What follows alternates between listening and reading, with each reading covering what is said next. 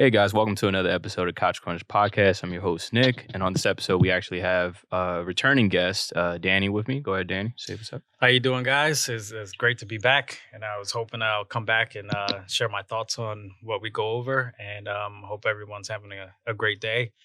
And I hope this video comes by and gets all the views that we need. Yep. I mean, it's going to be hard to, compete with the Super Bowl, with that going on. But I mean, hey, look, listen, we as gamers, I mean, look, if you're a fan of the Eagles, that's fine. If they win, they win. But I don't think any gamer out there really cares. But we got also Aaron, another guest. At this point, you might as well become one of our members now. Hey, how's it going, everyone? Thanks for having me on here again, Nick. Really appreciate it. Of course. Mira, go ahead and introduce yourself, and Don. Yo, what's going on, everybody? I hope everybody's enjoying this beautiful Sunday and is getting ready for the Super Bowl. Hope everybody has a great time. Yeah, it's Don here. I hope everybody's enjoying the Super Bowl and stay safe out there. I know it's nasty, but all right, let's dive into this episode. Yeah, if you're from Philly, just don't take any transportation. Stay off the Broad Street line. Anybody from Philly, off the Broad Street line. Take any transportation. So I guess we're using Ubers and stuff like that. Maybe that's a little safer. Absolutely not, because that's even worse. Stay away from Ubers. They're going to be stuck in traffic. They'll never get to you. They're going to be stuck in traffic. All right, let's dive into the episode. We have a lot of interesting topics on this episode for you guys. First, we got Metroid Prime Remastered. Mira and Aaron's going to go over that and give impressions on what they think about the game. And the next on the list is going to be Hogwarts Legacy. I think everyone's has a good impression on this game because it has broken a lot of records. It is 85% of Metacritic and already has a 9 for IGN. I don't know if those ratings matter to a lot of people out there. You know, everybody goes based off their own opinions and ratings. I'll tell you what ratings matter once we get into I gotcha. Next up, IGN. Yeah, they suck at their ratings for sure. Next up, we got top 5 or 10 collabs in Fortnite. It's going to be an interesting topic for Fortnite fans out there. PlayStation VR predictions and expectations. Breath of the Wild price at $69 because them sales will never go down for Nintendo. I mean, look, listen, we all want at least like a $10 deal or some type of discount on those games, man. But that ain't never gonna happen. Never gonna see it. But that's why because of Nintendo fans. Yeah, it's all Nintendo fans. So now we're gonna address those fans' complaints. Next we got Wukong, Fallen Destiny, Don's thoughts and expectations. Wukong versus Black Myth Wukong is which could be better. I think that's going to be interesting, Don. The day before gameplay, we're going to pull that up on the big TV too, so we can actually get a better gameplay view of that. Top 5 anime fighting games: Dragon Ball Z, Naruto, JoJo, etc. What do video game players understand that most people don't? I think that's going to be a good one. And what's the best advice you receive from a video game? So we'll get on to all of these topics. Starting off, Mira, as always, go ahead and take the mic, and Aaron as well. You guys go ahead. All right. Aaron, I'm going to be quick with this one because I think you played it a little bit more than I have. Mm-hmm. So Nintendo hit us with a fucking shock drop last week.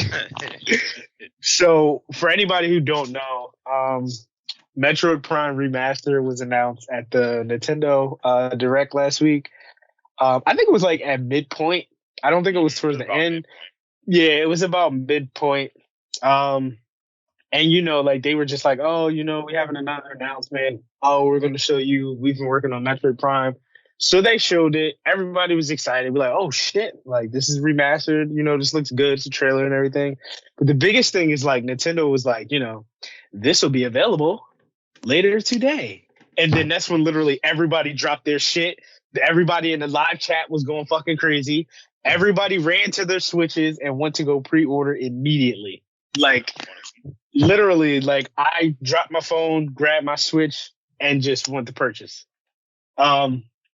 For people who don't know, this game is iconic.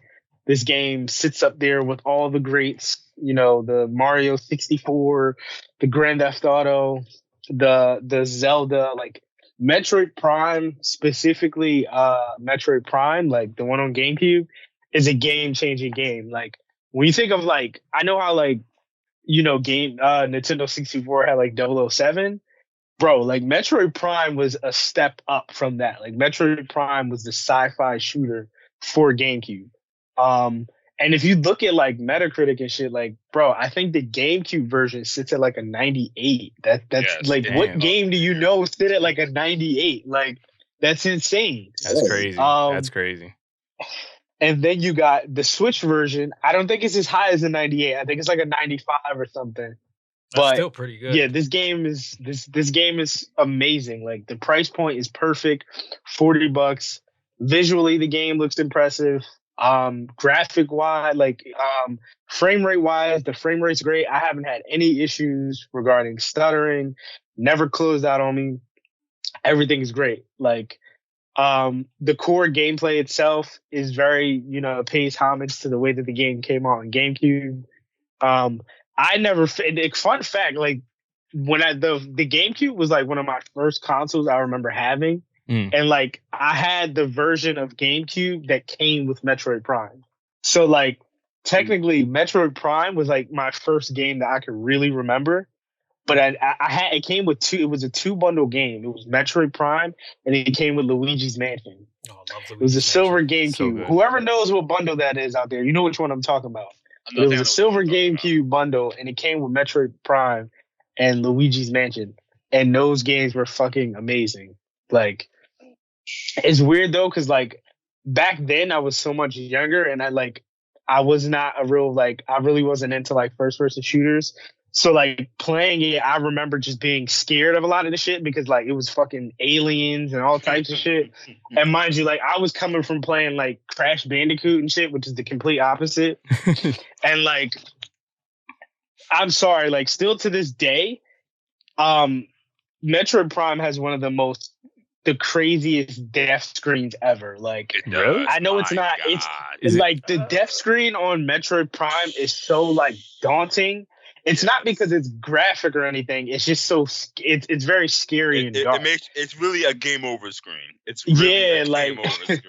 I think Prime 2 is probably worse actually, but Prime 1's pretty bad. But like that alone, like anytime I used to die, like I just remember. So pretty much it's a screen of Samus, and I guess it's like her helmet, the glass within her helmet cracks. And I think it's saying like it's giving like we like system failure, like this kind of effect, like everything's about to shut down. But it's like so fucking horrifying for some reason. It is. But it's like one of the worst game over screens ever. Yes. But like, I just remember always dying and seeing that screen, and like that always was like, all right, you're pretty much traumatized from that. Yeah, exactly. Like I was pretty much traumatized from it. But like playing the remastered now, it just opens so much like fresh air because like obviously I'm older now, so like that doesn't bother me as much. But it is cool to go back and kind of reminisce the exact same parts that I was playing when I was younger. So yeah, I mean, all in all, like if you have a Switch, this is pretty much an essential game. Like you have to have this. Oh yeah, I seriously want to get it myself. I always wanted to get into the Metro. Got to. I could kind of see because we actually pulled up the game over screens. I can see like as from a child's perspective, I can definitely see like it's just the colorations and I don't know if this is like it says look up Metroid Prime 2 game over screen. That gets a little more graphic though. Okay, it actually shows body parts. Yeah, but my thoughts on it. Pretty much everything Ramir said. One. The graphics are, I don't know how, maybe because it's down to its coding or something like that, or maybe down to its like very nature. It is a GameCube game, so probably was a little bit easier to like make it look that good. But goddamn, does it look beyond what's capable on the Switch? It looks amazing, man. I don't know how they got to look that good, but it almost reminds you of some one of those Unreal 4 engine demos, something like that. Like it looks amazing. Like, the weather effects are great. Like yes, everything. Like the weather effects are crazy. Like whoa, okay, that's tough. It was amazing. ones that are rock high at 60. I'm glad that one's at 60. I was a little worried because Nintendo kind of likes to do Nintendo's kind of funny on performance sometimes, but just to know that one's at 60 is a godsend because the original ran at 60. So it's a game you can get, so it should be the one at 60. Story wise, if you're not familiar with the story of Metroid Prime, basically Samus's task, not so much task, but she's checking out this planet that apparently has like some radiation on it called Phazon, and she realizes that her arch nemesis Ridley and the space pirates are taking advantage of the radiation called Phazon.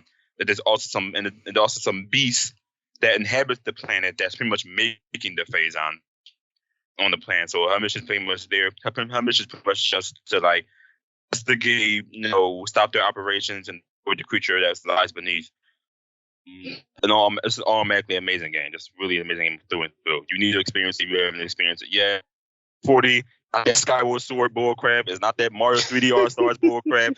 No, nothing like that. It's an actual full-fledged game, full remaster. It can almost go for a remake if it wasn't for the fact that it's literally the same game, just like facts, visually overhauled. So, and plus it comes with a bunch of control methods, like dual stick, the classic game controls, and like gyro controls. So, just take your pick.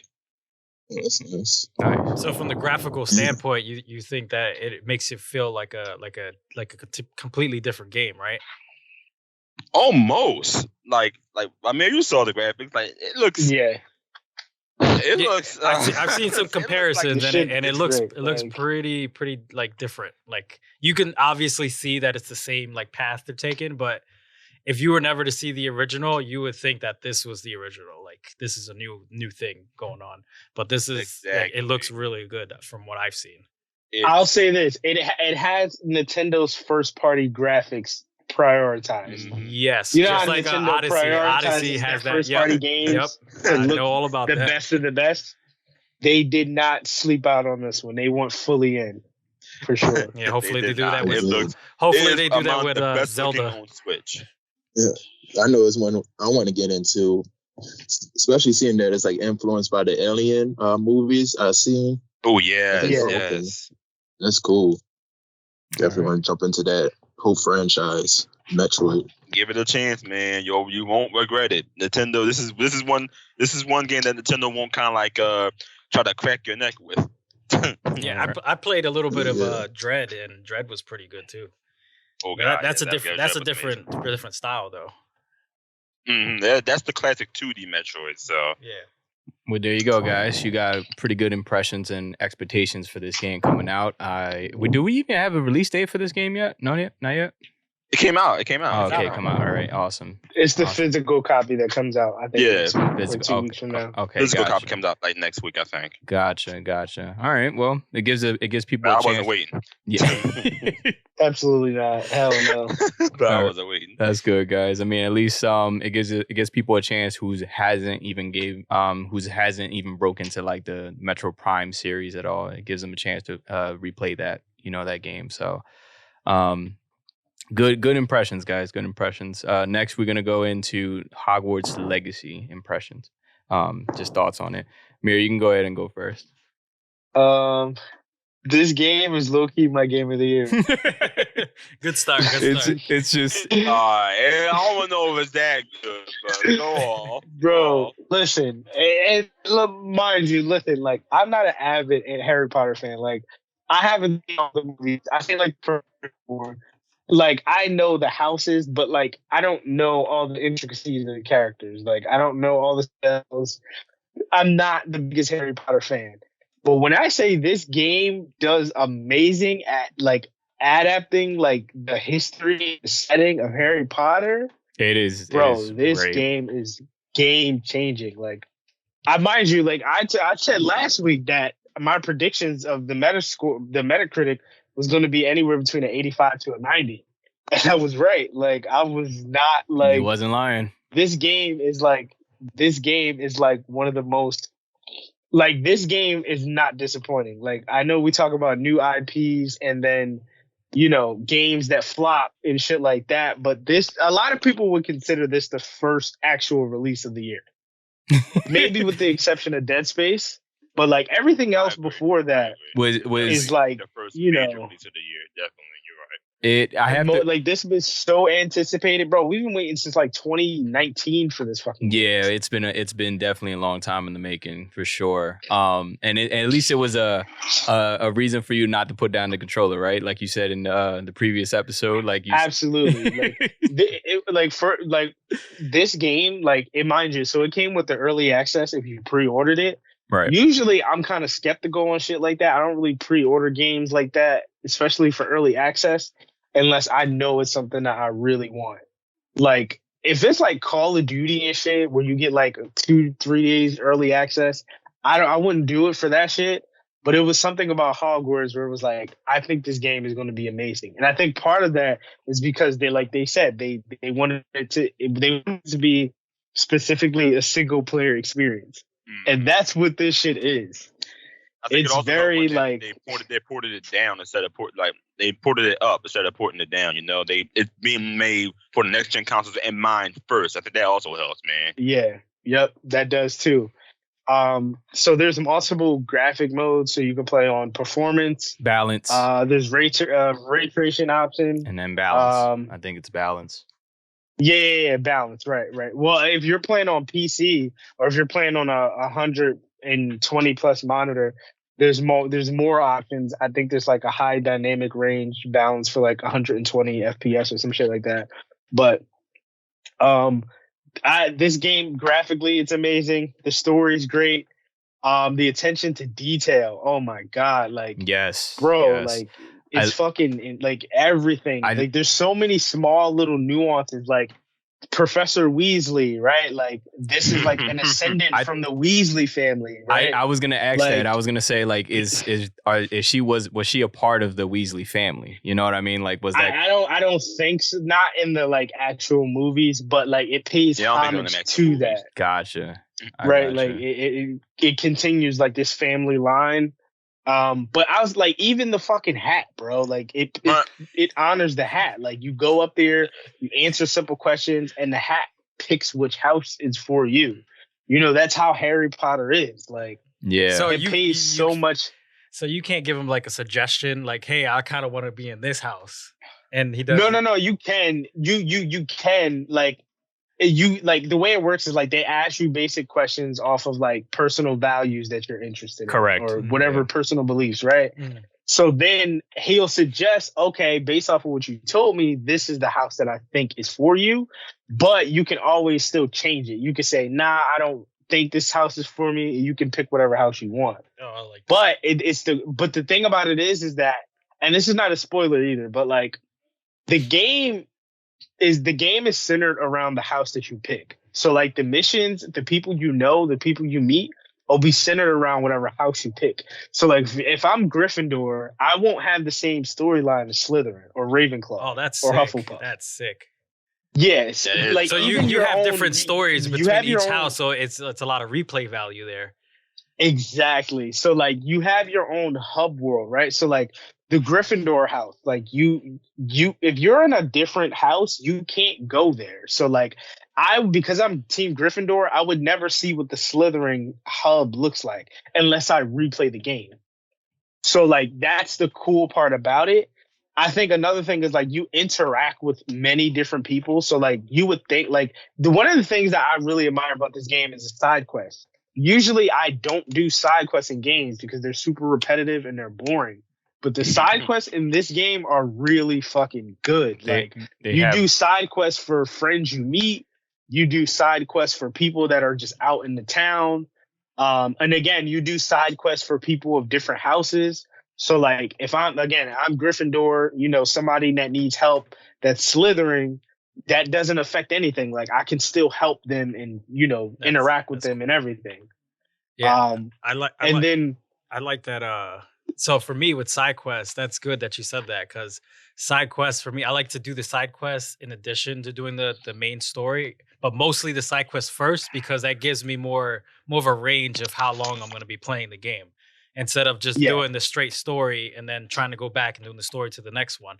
So the fact that you said that there's a lot of side quests is perfect for me. Bro, there's so much stuff. Like, mind you, so there's side quests, there's assignments. This is the one part that I really like about the game so far. I think I'm like I think I'm like 17 hours in the game so far.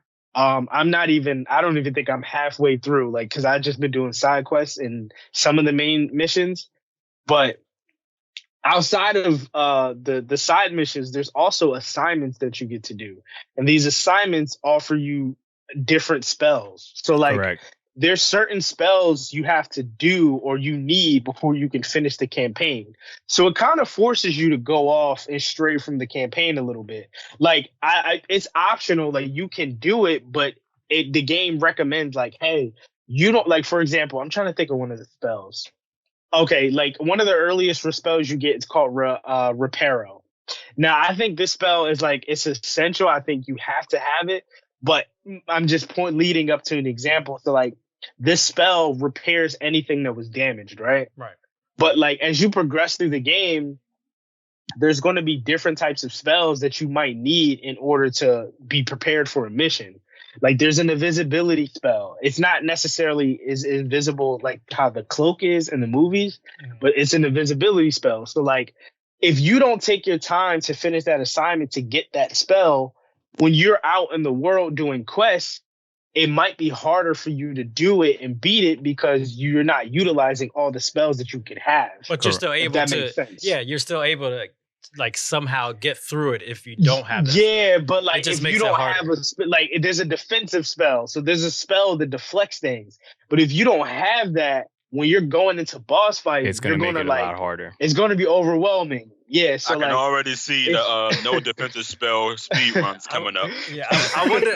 so it's something that you really want to, like, invest time into. Like, again, the character customization is amazing. Like, you can customize your wand, you can customize the character, yes. you can customize your broom, you can customize so much things. Like, it's insane. Like, I wonder if they there's, put like, some. so much attention to detail in this game. I wonder if there's some like hidden spells that have nothing to do with the story or anything that you can probably, like, learn hidden somewhere from somebody specific, and you can utilize that in the story. There's a bunch of, like, catacombs. I don't know if that's the correct word for it, but, you know, like, little dungeons and stuff that are hidden throughout the world. Oh, and to answer, because, Nick, I know you touched on it last week, where you were saying, like, you hope that the game isn't just confined to just being in the castle. Bro, this game is fucking huge. Like, I'm talking. I kind of knew that. The castle.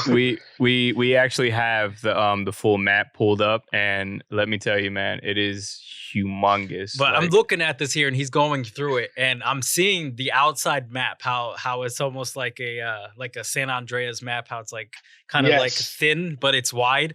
So look at that. But not only that, you're going into, like, these little nooks and crannies, and within those nooks and crannies, you have other maps that are expanded inside of that. Yeah, it's pretty wild. Yes, yeah. This game does not punch. Like I said, like, going back to that, it's amazing. I don't know if you guys noticed, but, like, when you're going through words, like, all the paintings in there are animated. They move. Every single one. Yeah. Every like, just like the movie. Just like the movie. Every painting, the statues, the knights, everything is interactive. There's nothing in this game that and you can, and, like, it pays, and it also, like, it has its night and day thing. So, like, you're the only one that's really everybody sleep, everything's shut down. Like, even the there's a fucking portrait of a woman, and she's pretty much at every checkpoint you unlock. I forget what she's called, but she's like the little fire icon.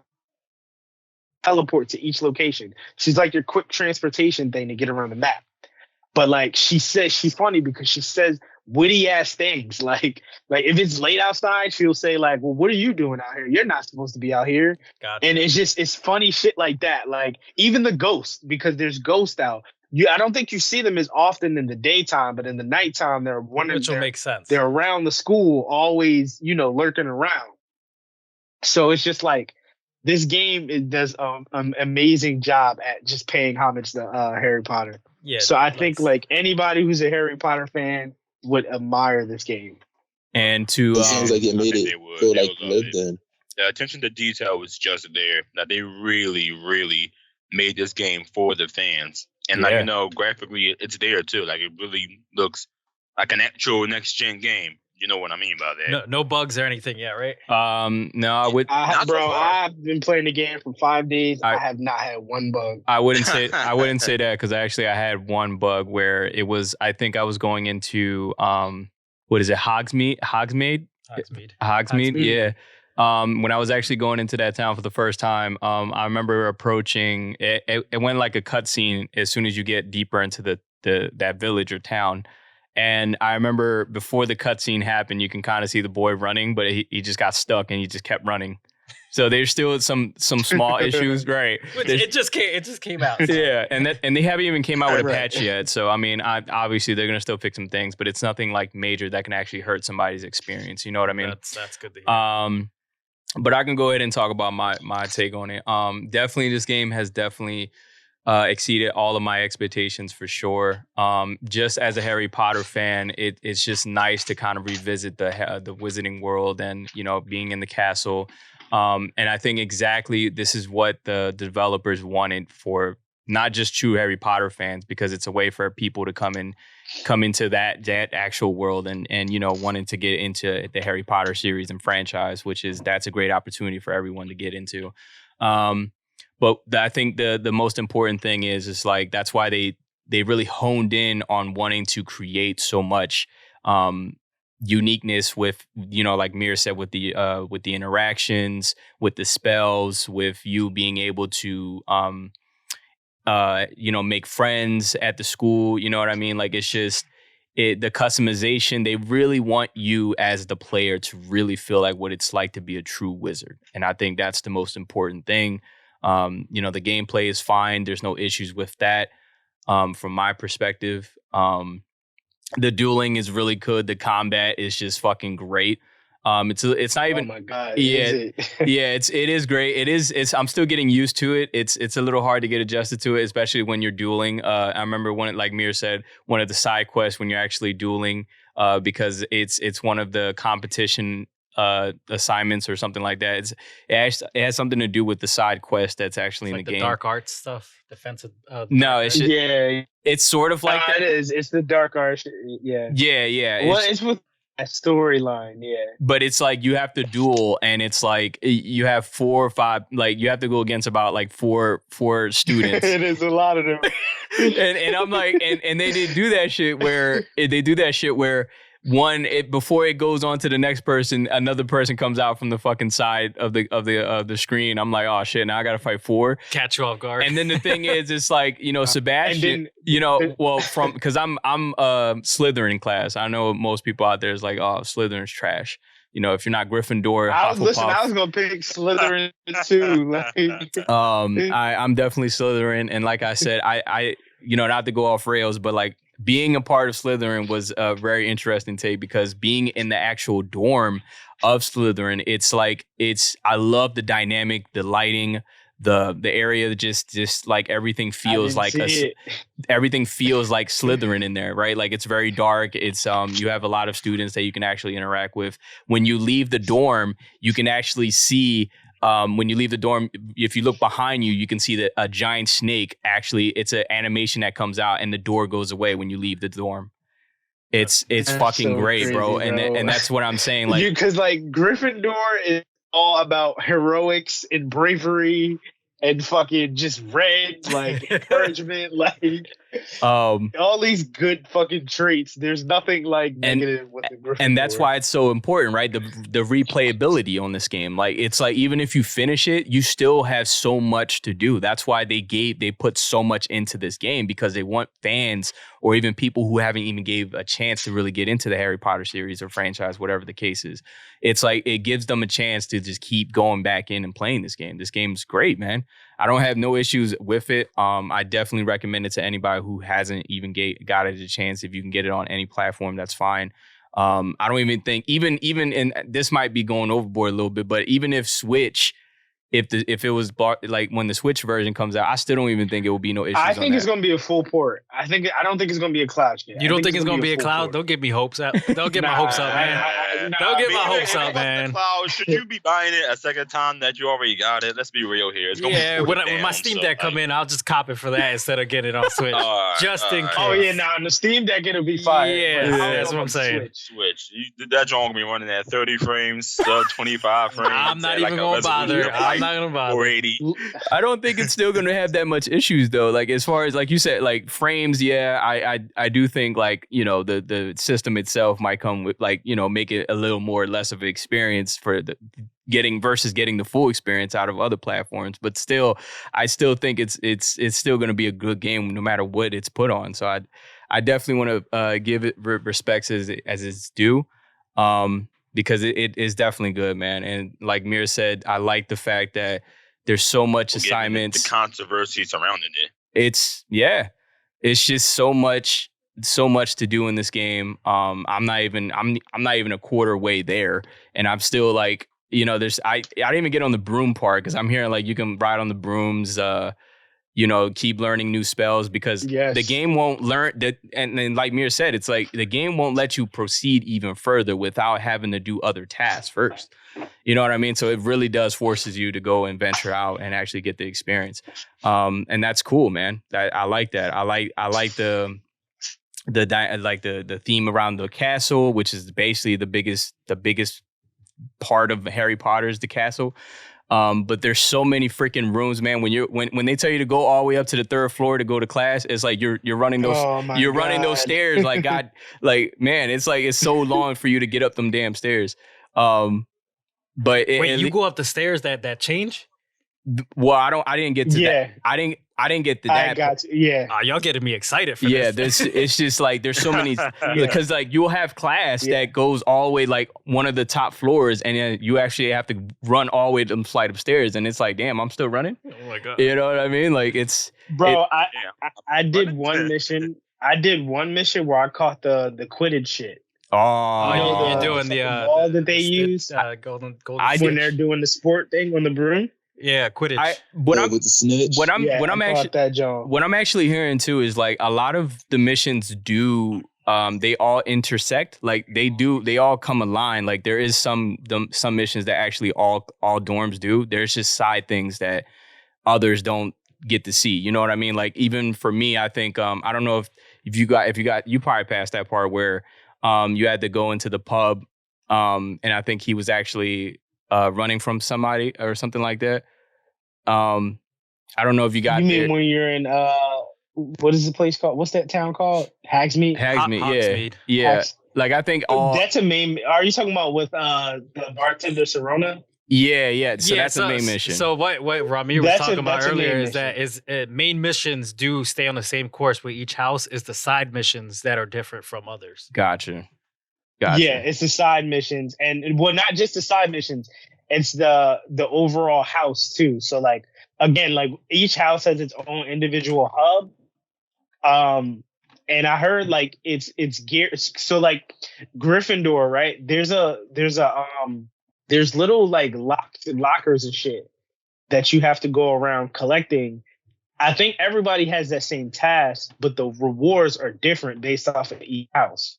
So like the items you get are dedicated to that specific house. But yeah, in terms of main story missions, I think the main story missions are the same, but I think the outcomes and the side missions that you do reshape it.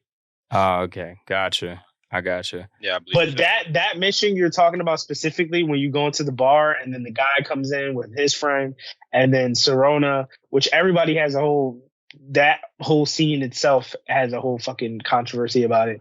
But that's a main mission though. Oh, I get what you're saying with the controversy. Yeah, I got you. But yeah, man, it's just like it definitely surpassed my expectations for this game, man. It's just like it's really good. I definitely recommend it to anybody who hasn't got a chance to play it. And you know, even just the simplest shit, like where it comes down to the music, right? Like the music itself is just it feels like I'm walking the halls of Hogwarts, or even in Hogsmeade. You know what I mean? Like even if I go there, it's just the music itself. It really gives you that feeling that you're just walking those areas. Bro, you know what I mean? I get excited every time I hear dun, dun, dun, dun, dun, dun, Does every time I hear that shit, like, do you guys get to go to Diagon Alley too? Diagon Alley. I don't know. I haven't been there. Wait, where is it? Diagon Alley. That's Alley. where Ollivanders is from Harry Potter. It kind of that's where you get your wand and stuff. I think that they replaced that with Hogsmeade because that's where you get Hogsmeade is a thing with alongside. It's two different places. Yeah. You're right. I don't know if you can go there. I haven't gone there yet. Maybe Diagon Alley wasn't made because that time this thing is the 1800s, I think. So Diagon Alley wasn't that time. 1800s, yeah. So this is probably it's at the same time with the Fantastic Beasts, I think. Yeah. So wait, no, I think Diagon Alley wasn't a Fantastic Beast. No, the Fantastic Beast was the 1920s, I think. Okay. Right, and then this one's set in the 1800s, I believe, and I think Hogsmeade is older than Diagon Alley, and that's why they don't have that yet. Okay. All right. And Fantastic Beasts is more like it's between like New York and where is it? Britain. Yeah. I think it's Britain. So that's why you don't really see that there either. But listen, man, if you haven't got a chance to play it, definitely get a chance. Like, get it. I don't care how much, even if it's like, don't even wait for a sale, man. Just get it. You know what I mean? Like, yeah, bro. Fuck that. This game was worth $70. This game, and I gotta definitely agree with Mir. I probably by the end of this year, it's definitely either got to be a nominee or it might win. It has to be game of the year, man. It has to be a nominee. I don't think they'll nominate it. You guys, oh my You're God, fucking crazy. Nominate it. Hold up, You are crazy because of the controversy surrounding the games. You know what I mean? That's why they won't nominate it. Secondly, in my opinion, it's a 7 out of 10 game at best.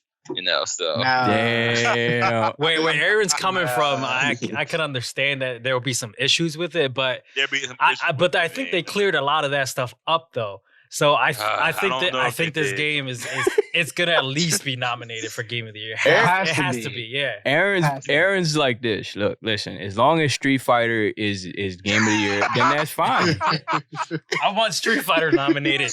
No, I mean I think it will be nominated. It'll be nominated for like some of the on sites that aren't like mainstream, such as the Game of the Year awards. You know, if that shit don't get nominated in the main categories of the Game of the Year awards, we have a problem. Yeah, I'm telling you, I'm on it. But I think it's got to be for sure. Aaron, yeah, listen. You can argue about whether which game is better, but if Hogwarts Legacy is not in the same category as the Tears of the Kingdom, I'm snapping. Oh, Zelda's beating that easy. Listen, I'm not arguing that, but I am saying if it's not in the same category, because you know how much fucking blood, sweat, and tears went into this game. No, they put their back into this game. They did. They put their back. This is on par with the Legend of Zelda. Now again, I'm not saying it's a better game. Okay, that's subjective, right? I ain't saying it's better. But I am saying it's on the same God level. of War was Game of the Year 2 years ago or whatever. And see, I think Hogwarts is way better than that right now. It is, bro. And what, better than God of War? This is better than God of War, I would say. At least the second one, because the second one is like what Aaron said. It's like PS4. Come on. You said God of War 2 was kind of like PS4 graphics instead of PS5 graphics. Bro, listen. At the end of the day, Elden Ring is the best fucking game. Technically, look at it. They had their time crazy, already. Bro. They already had their time. But let Hogwarts have their time. Just let it happen. A lot of people were saying too, like I don't know if a lot of people, not to compare it to another game, but it's like it do got that bully feel though. You know what I mean? Especially when you're in the I love bully. I love bully. I was thinking the same shit. I'm like, I'm going to class. You know what I mean? And then I'm skipping. I'm leaving. I'm breaking the rules and shit. Bro, you can torture people. You can torture people. So it is a form of bullying. You know? That's why I'm like, yo, this feels like what Rockstar should have done. Yeah, for real. We need a new bully. We need a new movie. I'll play the hell out of a new movie. Well, go ahead, Aaron. It's still not on the Switch. Go ahead, Aaron. Nope. I mean, Are you even gonna see it on the Switch? Probably not. Probably not. Yeah. Rockstar don't fuck with the Switch like that, bro. Rockstar don't got I mean, they got the only trilogy game for they got GTA. is LA Noire. No, they got GTA trilogy on Switch. Oh yeah. Corny when Melissa. Yeah, I forgot about that shit. Rockstar don't even claim that shit anymore. Nah, they gave up on those At games. this point, that shit was developed by somebody else, and they just was like, all right, we'll just add it. Rockstar's cousin. Well, go on, Aaron. I mean, go ahead, give us your impression on it. I mean, y'all put Nick and I mean, pretty much said everything. Pretty much. That was that's my thoughts on it. You know, graphically, it's amazing looking, no doubt. It looks like it was made for the PS5 and Series X, That's which what was I like good, to which see. is good, which is good. It was made for it, so that's good. The soundtrack, awesome, very reminiscent of the movies and everything. Just a lot of attention and care went into the game. So that on that part is good. Gameplay, it's pretty hard. Not exactly my cup of tea, but it's pretty cool. But overall, I think it will be nominated. I think it deserves Game of the Year mention. Yes, I just don't think it'll get there. I don't know. That's just me. I mean, but like realistically thinking, what else outside of Zelda? What else is really fucking with it? Resident Evil 4 remake. So there's a lot of people. Yeah, but there's a lot of people waiting for that game. If you're saying that, then you're putting Dead Space in that same space. Dead Space is not getting nominated. What you mean? Why isn't Dead Space getting nominated? Because, I don't know. I just feel like Dead Space. It's not that it does not deserve it, but it's a remake. Yeah, it's not just nothing a remake new. of the fucking the only game. thing It's is not just anything higher new. graphics is what it is. That's it doesn't need to get nominated. Resident Evil 2 remake had a Game of the Year nomination too, right? I mean, that's fine, but I'm saying that. But that's what I'm saying. I know Resident Evil 4 is going to get nominated for sure. Listen, I'm calling it now. I'm even going to argue that shit's going to get a 10 out of 10 out of everywhere. I agree. I agree. I'm pulling for Hogwarts, yeah. Because Resident Evil 2 and Resident Evil 3 were great. Resident Evil 4 is arguably many people's favorite Resident Evil. I don't see Capcom fucking this up. I feel like this is going to get 10 out of 10 everywhere. 9 out of 10. But anyway, that's besides the point. I still feel like a game like Resident Evil 4 doesn't... Because, what the fuck does it sound like? Oh, Resident Evil 4 won Game of the Year for 2023. Bro. But then people are going to be like, well, isn't Resident Evil 4 an older game? How's it going to win? And that thing is going to come up, and it's just not going to make any sense. Yeah, but Resident I Evil 4 like is to a remake. remind that Resident Evil 1 remake on the GameCube won Game of the Year as well. So that was a remake. So people don't care. I think the people only sissies will complain that much about it. Like I said, I got Hogwarts. I'm always saying Hogwarts probably will not win, only because of the controversy surrounding it. Other than that, it probably would win. It plays and looks pretty good. You know what I mean? Nah, bro. They gave Elden Ring over God of War. That's controversial enough, bro. It ain't controversial enough. It deserves it. God of War crazy, is bro. God of War 1 DLC. Nah, bro. You Fuck serious? that, bro. God of War Ragnarok was crazy. So Mir, what are some of the rating systems, as you said, to listen to for Hogwarts? I mean, for Metacritic, yeah, you said. Oh, right. Oh, yeah. So, I mean, Metacritic is fine, but specifically with Metacritic. So, I think you mentioned earlier, the user system, the people who actually, the fans, right? These are the people who actually care and upload their personal reviews to Metacritic. Right now, it's sitting at a 92 the last time I checked. I think that's what really matters. Because if you look at a game like Forspoken, the critics have it at a 65 to a 68. And that's out of, I think 50 plus reviewers. But if you go to the user score, that game sits at a fucking 3.0. It's horrible. So, I think if you're going to base anything off of it, you should base it off of its fan base. Same thing with Metroid Prime Remastered. I think the user base rating is higher than the actual critic rating. That's what truly matters. If you're going to go based off of reviews, listen to people who actually are gamers, not just people who have to do it because it's their fucking job. I agree. Oh, yeah, I agree with that system. That one's better. I agree that you should do that, no doubt, because viewers kind of tend to have their own personal politics or feelings into They a bitch game. about some of the stupidest shit. They Like, do. Yeah. Why Complaining about some of the dumbest shit. Why is the Sims more feminine and all that? Like, they do. They do. Like, It's about stuff like that. They're gonna be like, why his Like- braids like all lined up like that, man? You know what I mean? Like, Why my man's walk a little bit to the left like that? I'll walk a little bit to the left. Exactly. They bitch about stuff like that. like, and then I think the coolest part was like I don't know. I just went bland with my wizard name. I just named it my name. Most people were just like, why didn't you name it like something yeah, I creative? did that too. Yeah, that's Oh, why yeah. I'm like, I mean, because the point of it is to get the real feel, right? Like you want to be I actually. mean, you're a student. It makes sense. Yeah, like most people are like, you didn't name it like Vester Lemmy-Winks. You know what I mean? Like that's my buddy at work. I was like, Vester Like, Lemmy. I've seen people like they name their character Booty Snatcher and shit. Yeah. Oh, I can't. Like, what the fuck? Like, Booty This snatcher. the booty snatcher.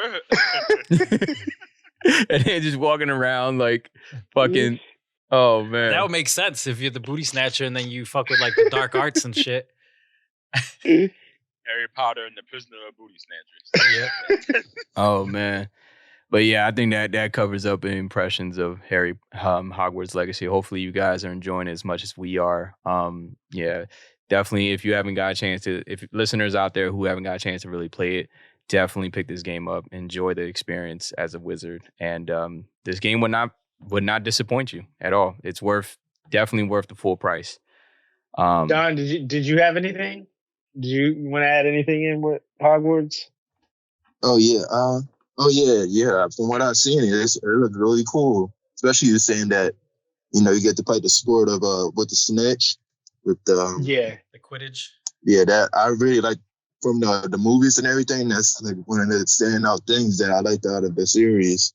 So Yeah. I definitely keep my eyes broom open. shit. Yeah. Yeah, I think it's called the Quidditch. The Quidditch. Yeah. Yeah. The Quidditch. Yeah, and like what Nick was saying, like with the whole aspect of it being like a bully-like game where you have to go to class and you, like you said, it has like a nighttime system and it really seems like it feels lived in, it's a lived-in environment. So I like that. I can see. I definitely not to throw you off topic, but I definitely can see like people trying to like customize fucking celebrities or some shit in this game. I can guarantee that it's gonna be weird, like Elden Ring. It's gonna be some weird ass characters. I don't think so because the character, I think what it is like it's the models. You're a teenager. You can't like you stay in the teenager's realm. If that makes sense. So They'll you make can't Goku. They'll make Goku. They will make Goku. Why? They can't like they're teenagers. Like there's just no way for it to work. Like and like you can't make fucking Nicki Minaj or some shit. Yeah, like, so you can't the edit character as models far are- as Elden Ring. Yeah, you can. Yeah, but like Elden Ring is different because the character models are more adult oriented. Right. These are teenagers specifically. Like their faces are very youthful. So like you can't, even if you wanted to make somebody like an adult, you can't. So we There's can't. no facial hair or anything. So They're specifically students. So we can't see like a young Vin Diesel or something like that in there. Yeah, He's making Fast maybe, but again, it would be a young version of it, though. It would not be Vin Diesel. I just feel like some people are just gonna find ways to fuck it up somehow, man. It's called Oh, mods. especially it's called on mods, PC guys. with It's called mods and shit. Yeah. Yeah, absolutely.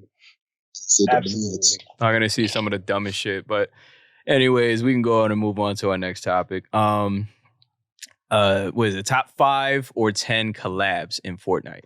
Easy. Dragon Ball Super. That's what I was gonna say. That was my first one. Sad. I don't know, because I was gonna say maybe Rick and Morty. Definitely that was a good one. Stranger Things, which I didn't even get a chance to fucking play. That was probably way back when the series actually came out. Definitely gotta say Travis Scott. Come on, man.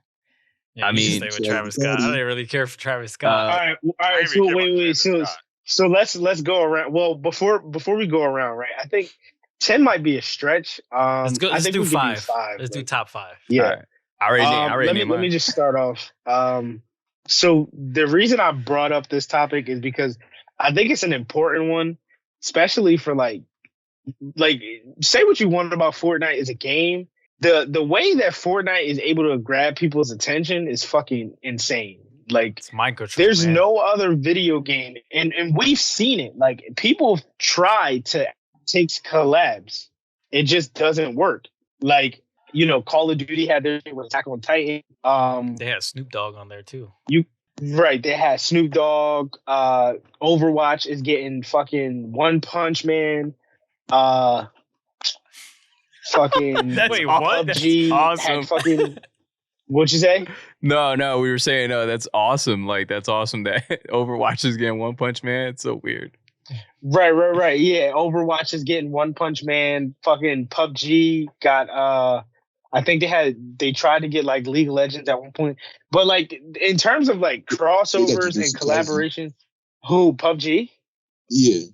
You said what, Don? What since when? I didn't hear about that shit. Wait. What, Don? You said Yeah, I seen an ad for that. Don. Yeah. You said Skyrim. Oh, shit. No, Jujutsu Kaisen. Oh, Yeah. That's fine. That's fire. I ain't see that neither. I know about That's that. to me. look, the weirdest collab was seeing what is it? Damn, I can't even. Captain Levi from Attack on Titans in Call of Duty. That was Weird as fuck. Yeah. Yeah. Well, yeah. Well, no, that wasn't even. Mind you, that wasn't even a skin. that was just that was fucking his a clothes. Like, you get to wear his jacket. No, he was just. Yo. But that's like my point. Like, Fortnite is able to actually use these characters in their game. Like, if Fortnite did Attack on Titan, you would actually get the character. You wouldn't just get a jacket. person wearing the outfit. You would actually get the character. Yeah, they're really good at getting all the characters. Like, I thought, like, bro, that when you really think about it, the crossovers between them is fucking insane. But all right, so down to top 5. I'm probably gonna, and this is based off of. I'm also basing it off of the value that you get out of it too, not necessarily just because mind you, like, a lot of these fucking skins are expensive. So like, I'm counting it based off of the value you get too. So my first one is going to be the My Hero Academia set. That set was fucking crazy. Yeah. That's All That my, was one of the newer ones. I get into that shit, bro. I missed it. My Hero I was fucked up. crazy. I could have had that. And but All Might. but it was good for the price because you got 3 skins. And All Might you had to pay for separately, but you got the other 3 all together. So that was okay. After that, I'm probably going to have to go Dragon Ball. Not because Dragon Ball, because I don't think Dragon Ball is the best. That's what because I wanted to think hear. I like other ones. The other ones I'm going to mention are, in my opinion, way better than Dragon Ball. But Dragon Ball, when it came, it changed the game. Like, everybody came back to Fortnite. Is When that the Dragon Ball Kamehameha they shit was came out. using? Yeah, that shit shit was sick. That was sick. And I'm talking, bro. And I'm talking about the first wave of it, not the Goku and Piccolo, not the Piccolo and Gohan shit. No, that I'm they Wait, talking did. about the Goku, That- Vegeta, that- Bulma, that- and Beerus. Wait, when did Piccolo was in there? He's in there now. He's in the new one. He's set up now. It just came out. Yeah, I think it's in there now. Yeah, that one is a little. I think they could have added better characters, but they could have put fucking Trunks in there or something. Well, they only did. So they Piccolo and Gohan. they only did. But listen. I don't have anything. But what I'm saying is the value. When the first wave came out, bro, you had Beerus, Goku, Vegeta, and Bulma all in the same fucking pack. Yep. Why do I gotta pay for Gohan and then Piccolo separately? I'm not doing that. Like, you just give them all to me, and then mind you, like, you had all the different transformations all in the same shit. Like, Yeah, you get Yeah, like Ultra you get like Instinct, 3-4 Super Saiyan transformations Blue. in it. right, like, you get more for your buck. So yeah, I'm gonna say My Hero. I'm gonna say Dragon Ball Z. I'm not gonna lie, the next one I'm definitely gonna have to go Street Fighter. Street Fighter skins are fucking amazing, bro. They did so good on the character models for Ryu and Chun-Li and Cammy and Guile, and they look fucking amazing. Like, the collabs for the Street Fighter is crazy. So Street Fighter is definitely going to be number 3. I'm curious to hear Number 2, I can't hear. Go ahead. number 2, I'm sorry. They did my game right. They did Destiny so good. Oh yeah, I did see that one. The I Hunter, did see. Yep. Everybody looks so fucking good, bro. I'm talking the Sparrow, the Ghost. Like, they got everything to a cup of tea. The Destiny collab was amazing. And then lastly, my personal favorite. There's other ones too. I'd probably give an honorable mention to. Damn, it's such a hard one between the two. I'll probably give an honorable mention to the Arcane one, which is the show that's based off of League of Legends. They have Jinx and Vi, the two characters in there. I'll give an honorable mention to that because when that show came out, they put those skins in, and that show was really good. Damn. But my number one out of all is going to be the Resident Evil series. Oh, Resident Evil. I really thought you were gonna say. DC. I'm like, damn, bro, you forgot DC. You forgot about Batman. No, the DC skins are fire, but bro, none of them shit's fucking with Jill or Chris. Their skins is crazy. Yeah, definitely. Damn, that's a good. I'm sorry, That's bro. not a bad. That's not a bad. It's not a bad lineup. Not my. I can guess I can go. Resident Evil was crazy. I guess I can bro. go next. I already named basically my 4 already in the beginning of all this. And I'm guessing I'm gonna go with Lashley. Star Wars. I think Star Wars was pretty cool. Yeah, it was boy. a pretty. Damn, boy. I forgot about That came out with the lightsabers. Everybody was on that one. Yeah, When bro. the lightsabers came out, everybody was on it. Yeah, I basically named my 4. That was fucking great, bro. It's just like I'm a huge Star Nah, Wars did fan. you see the Did you see the Luke Skywalker skin? That That's what shit I'm was saying. hot. Yo, That's what I'm saying. saying. The Like, Obi-Wan Kenobi with the cloak. and you know how long? Wait, That shit was cold. Wait. like, But you know how long it took us to get that Red Ranger? You know what I mean? The red. What is it? The Red Soldier? The Red Soldiers. Yeah, Yeah, that's the Kylo Ren soldiers. Stormtrooper. Yeah, the Stormtrooper. There you go. I'm like, Yeah. yo, you know how long it took us to get that shit? Come on, yeah, man. that shit took a minute. Like, It took a long time. So definitely that. I got to give it to that. So I think the Travis Scott was definitely cool, in my opinion. yeah, Travis was fire. Yeah, Travis Scott. I think he had the best live show. His show. Rick was and the Morty. best one. Yeah, Rick and Morty. That's Yeah. another one. yeah, Ricky. I know Morty was good. most people are like, that's not what you said in the beginning of this, but I'm changing it up. It don't got to be in specific Yeah. order. Definitely, yeah, Stranger Things. That's another one that's gonna be cool. And I'm actually shocked that Mir didn't say League of Legends. That was He did. oh yeah. He said the Arcane. yeah, the arcade. No, I did. All right. The Star Wars, which was what are we at 4? Yep. And He then was at My Hero. and then I don't know. My hero was so fucking yeah. Never mind. I thought you said Dragon Ball. Yeah, I did say Dragon Ball. I did say Dragon Ball. Yeah, that's my 5 right there. Aaron. Well, for me, you already know number 1 gonna be for me, so it don't matter, Street in Fighter. that regard. But my top 5 would be 1, Isaac Clarke, Dead Space. Oh, that was a yeah, good one. You know. I forgot about that one. And we just I got did that know one that recently. Yeah, we That did. was cool. That was cool. I like that one. Which is insane. Again, it doesn't add too much special to it, but just the fact that he's in it is impressive. You know, just it's cool. You know what I mean? Nintendo could never. No, Nintendo couldn't have. They had talks to having Samus. If they went through with the Samus thing, Samus would have been on my list. But Nintendo want to be I know. Nintendo. Whatever. Doomslayer, because I love Doom. Oh my god. He's forgot in the he was battle in there. pass. He's in the I battle love- pass. Yeah, Doom is fire, bro. Yeah. Bro, got you. Fire. There's too many characters. I forgot. What's his name? Gerald the Riveters. That is, Witcher. oh my Yeah, god, he's in yo. it too. bro. He's in I it. just unlocked him last week, bro. Bro. Another one for me would be Wolverine, because I love Yeah. X-Men. So I mean, Marvel, you Yeah. can say Marvel. and I feel as though most people probably would like, wait, where's the Marvel collab? Like, you guys are not saying anything Marvel. The Marvel collabs Yeah, are not that cool, good. but like, bro, like, Don't they have Marvel the is most ones? They have the most ones Yeah, because like characters. Marvel has And they keep they skip all the other people that they added, and they keep adding more Marvel stuff. Like we don't already have all the characters.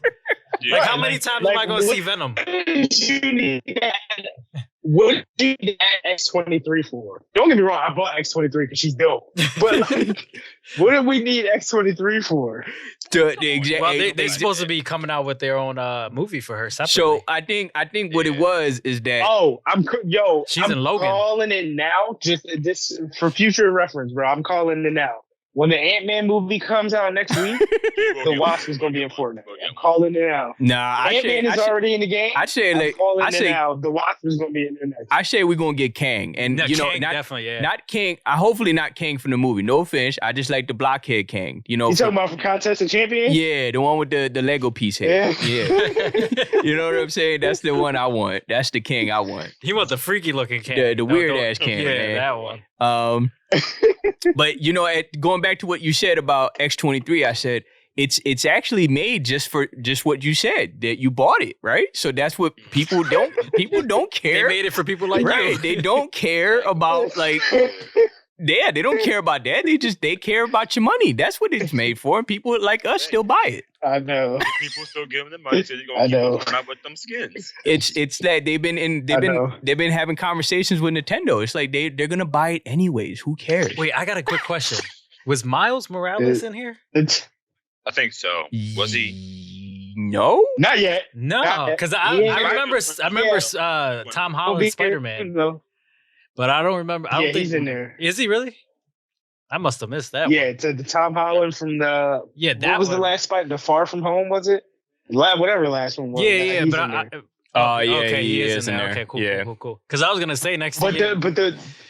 The reason why I said Miles is going to be in there is because I don't remember which battle pass it was, but Gwen Stacy was in there. Yeah, it was the same character animation from the Miles movie. That was fire. Yeah, that's what I'm saying, because you got this new Spider-Verse movie coming out, so they're probably going to add all those characters, probably the pig too. That'll be fire, the pig. I'll buy the pig. The pig will be fire. Yeah. I want to buy Miles with it. Look, I'm seeing the version of him like with the jeans, little cut jeans and the jean jacket. Yeah. I get that one. The Prowlers look so Aaron, you said Isaac, right? You said Isaac. Who were the other two again? I think it was Street Fighter, Isaac, and then you said Isaac, Wolverine, and Doomslayer. Those are my three. Okay. My last two would be for me. I guess I don't feel bad for. You know, I haven't watched the show in a minute. I guess I don't feel bad for liking it, but Izuku Midoriya, my hero. Hey, that's that my was one guy. of them. But my favorite one, you already know. So I ain't like the Street Fighter ones too much. Cause I think they got like. This is gonna sound stupid. I think they got the look of Chun-Li. He ain't why he walked to the left too much. Yeah, right. Yeah. But they didn't make it to where you can spam Hadouken, so I don't like it. Okay. My favorite one was definitely the Gohan and Piccolo one because I love Dragon Ball. And Piccolo is my favorite character. That's why. That is my favorite one. My favorite collab by far. I love it. I don't think they had Beast Gohan yet. Do they have Beast? Nah. They save him for. I think they're gonna save him for when the movie comes out, on stream. Yeah, or whatever. no Orange Piccolo, no Beast Gohan, which is weird. But but I'm a huge fan of Gohan and Piccolo, so that's why that's my favorite. Honestly, and plus I'm a huge fan of Dooms. That's why my list is like that. But that's those my favorite collabs. But it's just crazy. I didn't even play the Gohan and Piccolo one yet, but I thought it was just cool. I see commercials for it all the time on Twitch and on YouTube. See them do that wonky ass martial arts. So it was just cool to see. I guess I'll go next. So I will start. So the last one I would say would be Rick and Morty for me. And then the next one over would be, I would say, Marvel characters, because I got a couple Marvel characters for sure. My guy. Next one would be Geralt of Rivia from The Witcher. That was cool. Yeah, the second one. The next one would be, what was that list you put up? I forget which ones. 1 second. So I would say, I know for sure my top one would be Dragon Ball for sure. That's going to be Ultra Instinct. And then the one before that would be Star Wars. So fire. Yeah, Ultra Instinct, because I got Beerus for sure. And I got Vegeta and I got Goku, and I got all their transformations or whatever. I have all their emotes, all that.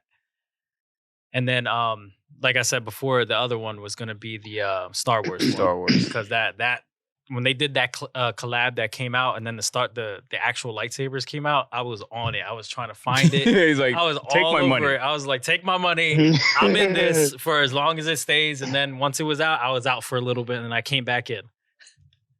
Let's go, man. Like, so many good collabs. Let's talk about the ones that didn't get the recognition or who didn't care for. You know what I mean? I think I got you. I got a list right here. But well, before you go on to that, we got to get Don's list. We got to get Don's list. I don't care what anyone says. Wait. Don, I know you don't fuck with Fortnite, bro. But you still gotta pick. There has to be some cool collabs on there, though. I mean, yeah, it's like, I like the skins. I can see that. Advertisement, you know? I mean, listen, I know Naruto is in there. Naruto is in there. I forgot about that. I do have their characters. Shit. My favorites. Damn, this is gonna be hard because I don't play the game. So yeah, I would say the Naruto ones were clean. Yeah, I would say that. That's gonna be some my of the Dragon Ball ones I've seen there. And I also would say, some of the Marvel as well. And I would say, I would admit that the Star Wars adding a lightsaber aspect, I like that. That was pretty cool. And like the way you got the beat Darth Vader and everything. I like that. Yeah, that's a mo I could think of.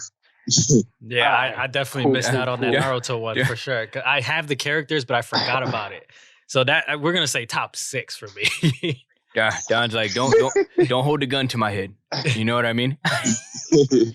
All right. So I got this list pulled up here. Holy shit, this is a lot of fun. It is, and I'm going to tell you. I'm going to tell you the first one. Go ahead. What's that? No, I was going to say I was going to say on the first one of that list, it has to be Ariana Grande. Oh my god! You know what I'm saying? Like, surprising. Well, so it's not a ranking. It's just like all the crossovers. So I'm gonna go through them quick. I'm not going to talk about like when they came out. That part really doesn't matter. But all right, so the first one is the NFL skins. You know, that's pretty cool. They got all the NFL skins. I could imagine going on right now and seeing a fucking lobby of Eagles players and shit. They probably have some fucking event going on right now in the game for the Super Bowl.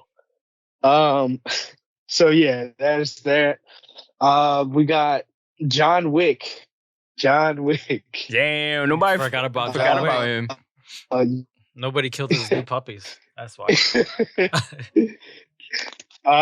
So you got Chief Hopper, the Demigorgon, you got the Jordan collabs, you got the Major Lazer bundle, you got Batman and Catwoman, you got Ninja, you got Deadpool, Travis Scott, of course, you got Aquaman, Captain America, Black Manta, Loser Fruit, the Ghostbusters collab. Yeah, nobody really cared about the Ghostbusters one. I have that one. That shit was super underrated. You got the Joker, Poison Ivy.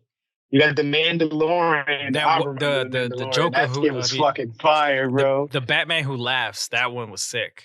Yeah, that shit was fire too. Yeah. You got the man with the sandals himself, Kratos. Yeah. wait, is it the boots or the work boots, or is it got the sandals? Nah, it's the 2018, John. So I think he got the boots on. All right. I think he got the boots on. Damn, he can't work. You got the man of the hour for Xbox. You got Master Chief. You got Daryl Dixon and what's her name? Michonne? Michonne, yeah, that's from Walking Dead. I don't know why I bought that one. I'm not a huge fan of the series, but you know, back when it came out, we was always like a lot of people were like that was jumping around that time, you know, just wanted to watch it. But it's like it was boring. I didn't really care for it. I didn't get it. I was like, damn, I wish I got my money back from that. We got Green Arrow, we got the Gref, which is like I believe he's a streamer.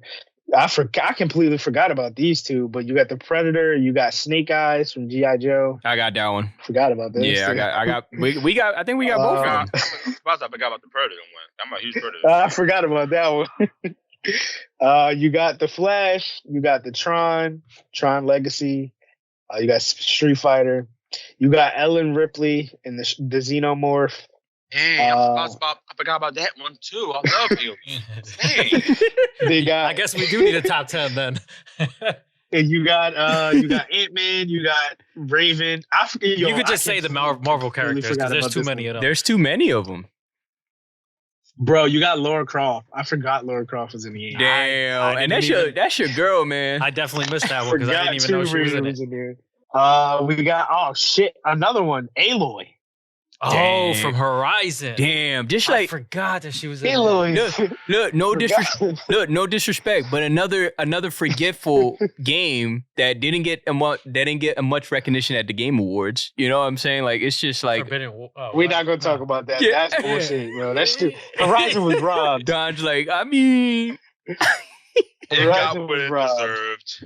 It got what it deserved. Look, Aaron's like, look, listen, it was way back there. Yeah. Forbidden West was tough though. It was nice. It was a good game.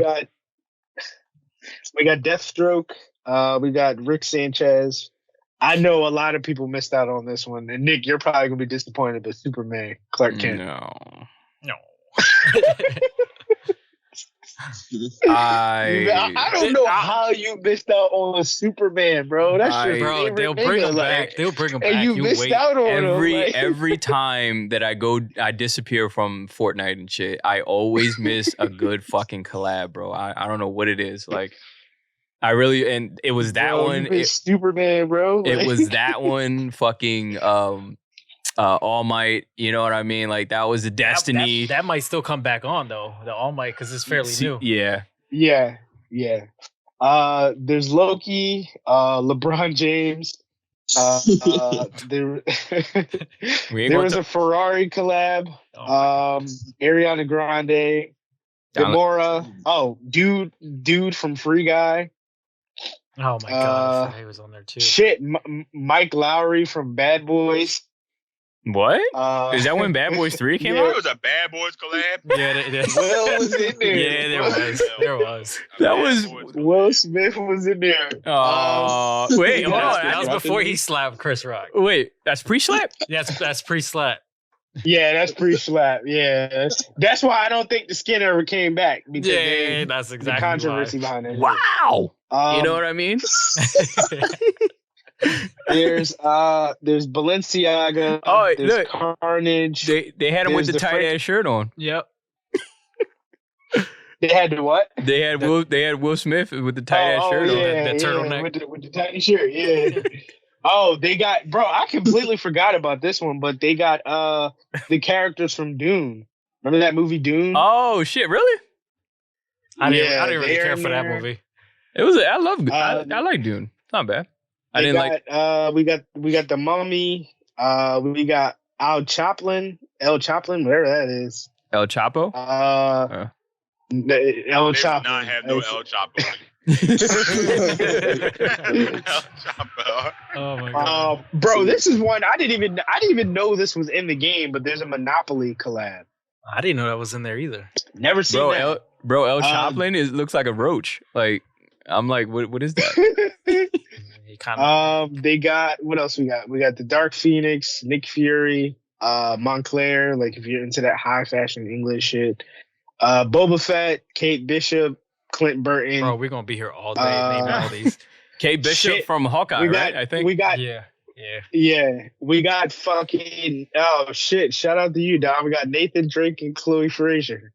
Is it from the movie? Is when the movie came out? It's both of them. It's the one from Uncharted 4 and the movie. Yeah.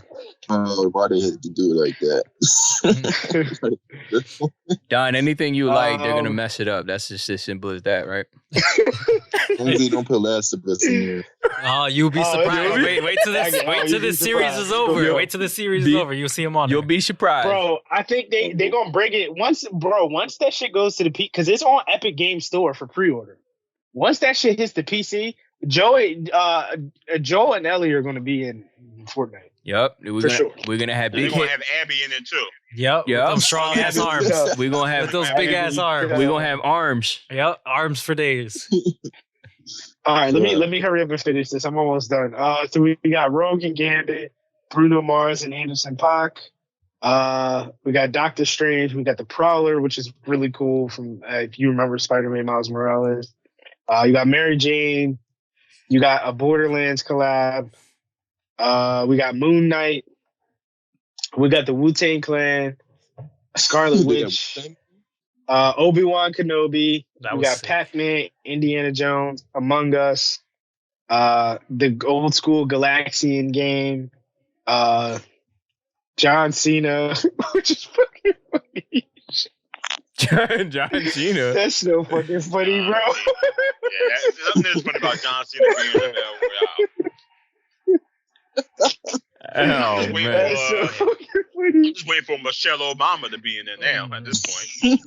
Bro, that's she's so pending. funny, she's bro. pending. She's in the books. We got Starfire, we got Dreamer, we got Spider-Gwen, Iron Man 0. We got Black Adam, Ash Williams, Gerald de Rivera, the Hulk, Mr. Beast, the Kid Leroy, and Isaac Clarke. Yeah, it's a lot of fucking collabs, man. Damn. This is a big billboard for everybody. That's a lot of fucking collabs. Damn. Well, hopefully you guys enjoyed our segment on the most top 5, actually turned into almost top 10 collabs on Fortnite, thanks to Aaron. And our next topic is going to be PlayStation VR2 and predictions and expectations. So, predictions.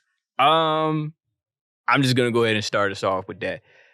I'm going to say I would love to predict and maybe have a hope that maybe we can kind of see a Resident Evil on the fucking VR for once. I don't. Oh yeah, that'd be good. That'd be good. You know what I'm saying? Like Anybody could do is them. Yeah, that's why I mean, we had Resident Evil 4 on VR, didn't we? On Oculus Rift. Yeah, but it wasn't. No, great. yeah, we it did. wasn't great. But Aaron, now we have 4K 60 hertz. It runs pretty Oh smooth. yeah. True. Okay. Yeah, I mean Yeah. it's the same price as the PS5, but I mean that's the issue. That is the issue. That's a big problem there. So I mean, if they knock that price down to the other price where the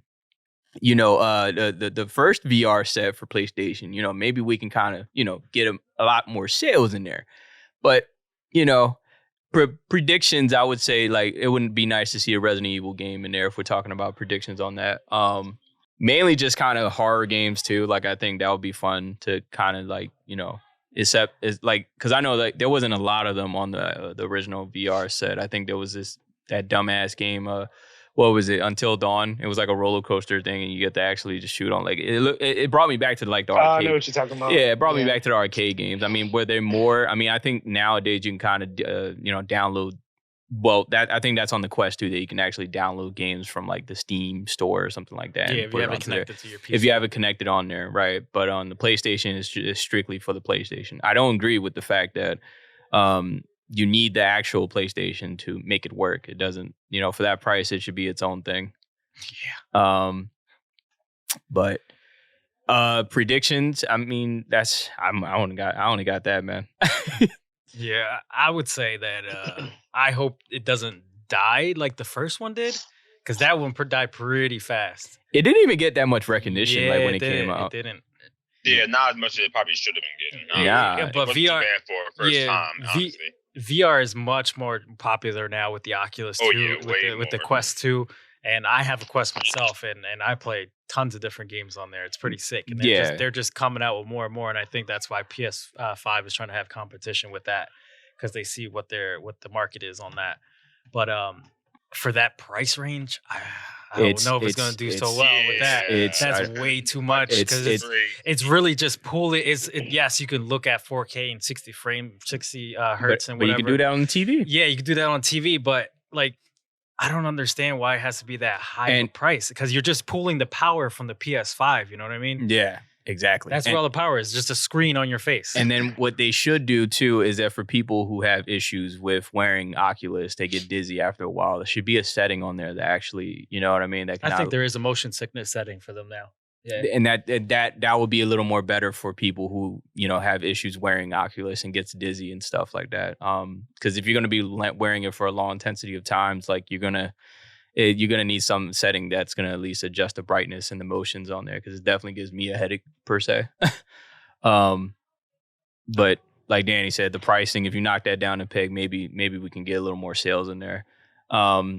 But to see some games that can be brought to, because I know that's kind of where we're going, right? Like we're going in that type of world where we want to see more games that are virtually, like you want to feel like you're in the game, which is great. And it would be nice to see a lot of games that are in there, but it's just the controls themselves. I mean, it would be nice to kind of, you know, like you said, the shooting, the fights, like if it's a fighting game, racing game, will we see, like, I don't know, any more multiplayer games on there? Because I think, like, even with the PlayStation when it came out, I mean, the first PlayStation VR set, we didn't get too much multiplayer games on that set as well, which you didn't get a lot of games. We didn't get a lot of games, you know what I mean? Which kind of it took away the experience from it. So I do want to say if it does live up to its standard with, you know, with 60 hertz, 4K.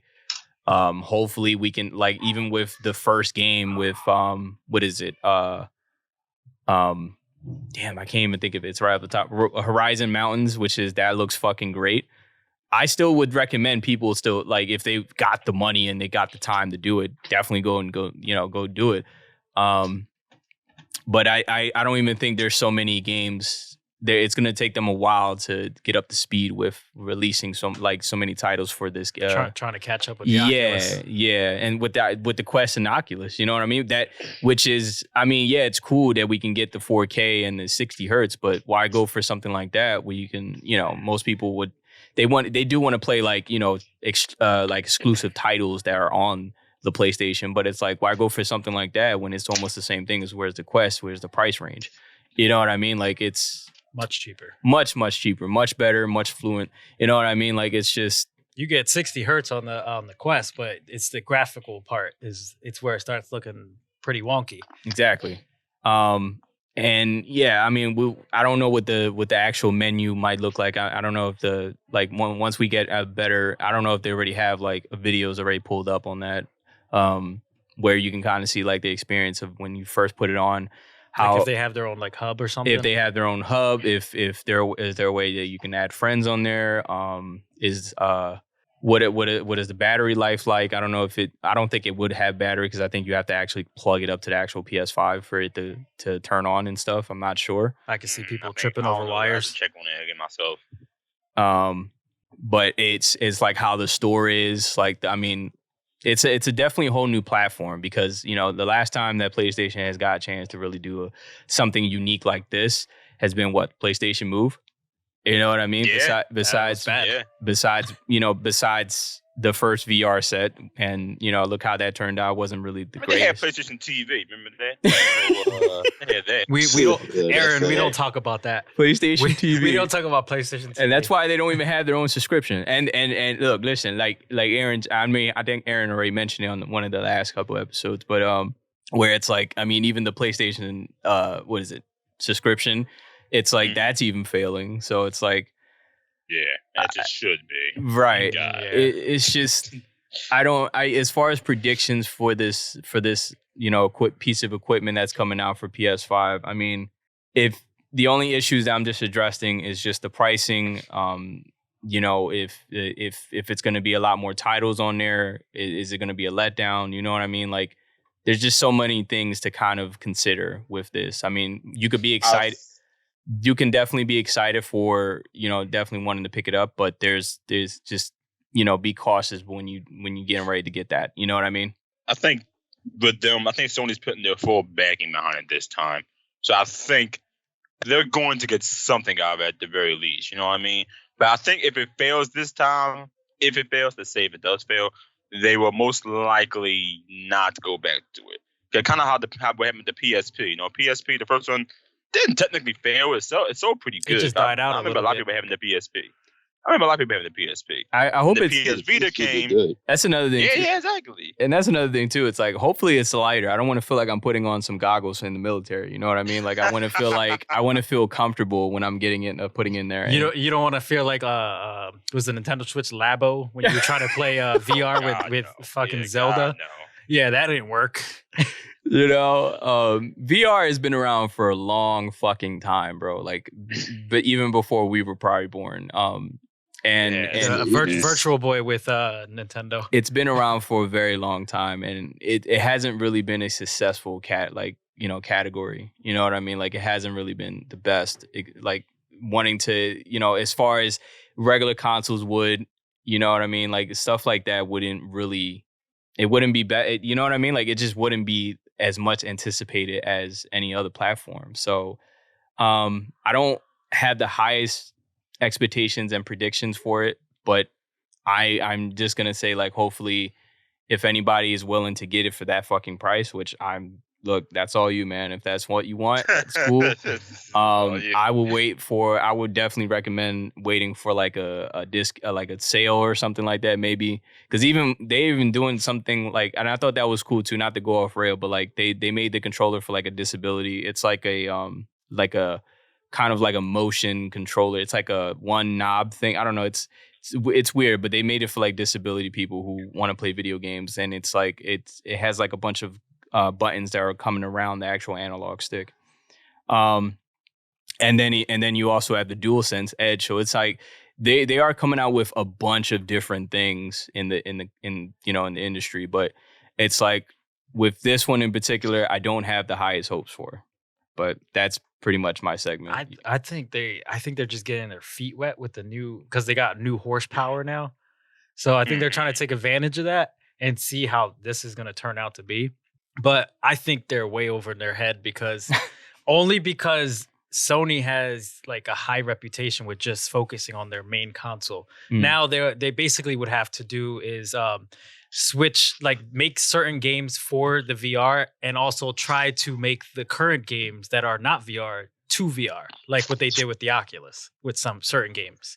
So if anyone can do it, Sony can do it. I think they just have to get their bearings straight with it. Right, they can do it if they have the patience for it, because they drop the other stuff pretty quickly. Yeah, right. They're a company at the end of the day, so if it doesn't immediately print money, it's kind of like, what the fuck are we doing? Yeah, that's what I'm saying. Yeah. And I know Mir is quiet, so I know he has a lot to say. Go ahead, Mir. Not really. I mean, you're pretty much clear and summed everything up. Yeah, that's pretty much it for that one. I will say though, like, I think like the VR is, I think was so, I don't like, I just feel like it's for a specific audience. I think that's all this really is. Like, Right. I think like if you're a PlayStation guy, like, you're gonna buy this. Like, I think the thing though is like it's a huge step up. Like, and I hate making the comparison, but like this is the only like comparison I can make it to. Like, it's kind of like the thing with console wars, right? Like PC versus gaming consoles. Yeah. Like the Oculus is more available to everybody. It's cheaper, everything like that. But with PlayStation, it's going to be more powerful. So I still think that the Quest is going to be, way more successful long term. And again, people are just going to want to buy the Quest more than the PlayStation VR. Now I know like the biggest thing we kept talking about is like the price point, but you think about it to where it's like, well, I know we say it's just subtle things like graphics and frame rate, but a lot of that shit, when you think about it, it really matters. Like, it does. You can't play a game like Horizon on the Quest. I don't even think like it would even. I don't even think that, like, respectfully, I don't even think the Quest is strong enough to handle a game like that. No, this game looks really good, like graphically. Yeah, you might be able to get away with it. Even when we were talking about Resident Evil 4, and that didn't perform the best on the Quest. That's that's imagine like straight off. Resident Evil could look like. Yeah, What'd you say? That's built like from the ground up. Yeah, that's like straight off the Quest though. I think the Quest can get away with certain things when you have it connected to your Steam, to your PC. You can definitely get away with certain frames and certain graphical things. But that's it's a the whole same. nother It's the thing, same thing. too, right? The two different Like, things with that is that you Go ahead. like with that you gotta buy a PC, and then that also determines how strong is your PC. Yeah, Because if your Yep, PC you're isn't right. that strong, you ain't gonna have the best connection for the quality of the headset. You're But right. with the PlayStation, you don't really have to worry about. At that point, you're buying two PS5s. So, like- Nobody wants to buy Yes, two you PS5s. are. No, Yes, no. You are. No, Yes, you are. are, but the thing about it is that that's it's kind of to my point. Like, you're getting the quality and the experience of it though. Like, it's like, yeah, you're spending $200 more than you would for a PS. Look at the things you're getting, right? One, I mean, this doesn't count. This doesn't matter to me. But, think about it for collectors out there. Like, aesthetically, the PlayStation looks better. The PlayStation VR looks better than the Quest. Right. It's more powerful, right? Like, graphically, it's better. It has better games. Like, my only issue is with the Quest. I still think the PlayStation VR, I think, is going to perform well. I think it's still going to be underrated. I think a specific demographic is only going to buy this. I don't think this is going to be, like, Agreed, mind-blowing to where, like, everybody's going to buy it. Oh, yeah, for sure. Just kind of like the last one. I think people who are really fans of Sony. What'd you say? No, I was saying kind of like the last one. Right, like, but I think it'll be a step up from that only, like, because of the games that they're offering now.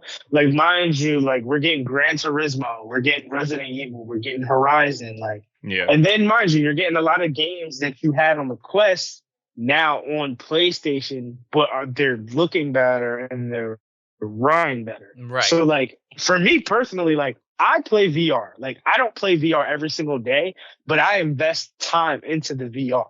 So, like, if it was a thing to where, like, I could sell my Oculus and just pay the difference for the PlayStation VR, I would do it. That makes sense. But I'm not about to go out and spend $500. The games have to be there. The games have to be there for me to warrant just spending $500. And I'm not just talking about Horizon, the Call of the Mountain. I need many more games in there. Like, agreed. It's for $550. That's fucking crazy. Yeah, that is. Like, that's crazy. I need more games than that. And then for some people, like how you say you wanted to sell, like you would sell, like if it was, to say hypothetically, you would sell your Oculus to make up the difference. Yeah. But some people don't want to do that because the Oculus does sustain like specific games for that console that you won't see on the PlayStation. You know what I mean? Yeah. So nobody would want to do that. Well, I think the most popular ones transferred, because what I was seeing, like Beat Saber, Synth Riders, like a lot of the more popular games are being transferred over to the PlayStation, which is a red flag for me, because now it just means y'all just copy and paste in games.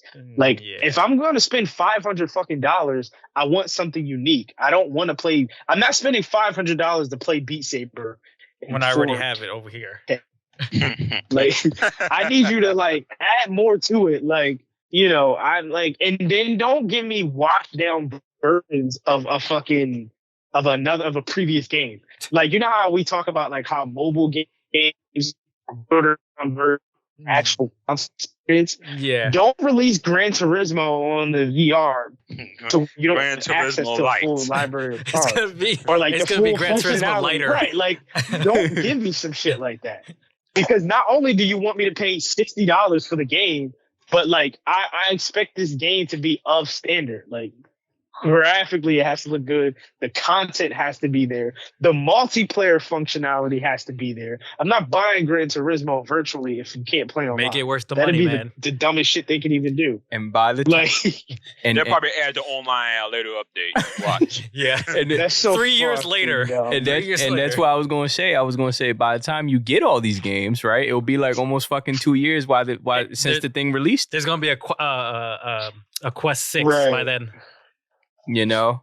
There's gonna be a whole dome. Right. I don't know if this is a question to anybody else, Not but even how come? wanted at this point. How come Xbox never made a? Because VR? Xbox don't give a shit. They're doing Xbox just don't fine give a with their stream. Too worried about Game Pass. Bro, yeah, they're worrying about their Game Pass and they're making their money's worth. They worried about their a Series Elite controller, making you spend $200 on that. Yeah, maybe you spend $300, $200 on that. And then with the DualSense Edge that's coming out too. I mean that just came out now too. It's $200 for a fucking controller. It's crazy, man. I wish I would. Let's not talk about Xbox. How many games Xbox is doing just fine. That's like 3 games, right? That's like a lot. God. That's crazy, bro. That's like 3 games. Like 3 games right there. You really want to spend that on a damn controller? God That's damn, crazy. no, I won't I for would sure. never. Oh man. I think that definitely covers up PlayStation VR2 and predictions and expectations. Our next topic is going to be Breath of the Wild price at $60. I want to start off by saying, what the fuck? Nintendo, out of all things of changing to be with everybody else, you're upping the price instead of making your fucking new console. What are you doing? What are you doing? Know, right? Classic Nintendo fashion to not follow anything else, not have good online support, not have an up-to-date console, but goddamn, we'll follow that $70 price point. We'll follow that. You know they will. I bet you Hyrule gonna look exactly the same. Yep. That's what we're saying, though. That's what we said on the last episode. You talk about that shit is gonna end up trying to be the same. Oh, it's an exclusive. It's not from the Wii U this time. Oh, okay. So why the fuck are you raising the prices if it looks just like Breath of the Wild? What's happening there? And this game been out since what? Since the Switch, Switch, dawn of time. Yeah, since the Switch released, right? Like I can't with Nintendo. Always. No, the thing is, the fans would accept it too. We got people on Twitter going back and forth with me talking about if the content is there, the price is worth it. Bro, like, my dumb ass is still going to spend that $70 because it's Zelda. Yeah, and they're like, wasn't you Nintendo dudes the same people getting on Sony about making a remake of was part 1? That was like 70, right, or something like that. Yeah. Wasn't y'all getting on them about that? And now, when it's Nintendo, they can't see anything. They can't see nothing. Like, what? Yeah, oblivious. I don't see anything. I can't. Line is a bad man. I mean, I don't. It's not like it's on new hardware because it's not on new hardware. Nope. It's reusing. I think it's safe to say it's reusing a lot of the same assets and stuff. From Damn right it Wild. is. You know what you get? You know what you get? You know what you get when you buy the new Zelda? You get the fucking OLED experience from the OLED. That's about it. You got the Best OLED thing experience you that get I in already terms of paid performance. almost $500 for. No thanks. Yes. I'm still gonna fucking buy the Like- game, so I'm just talking shit.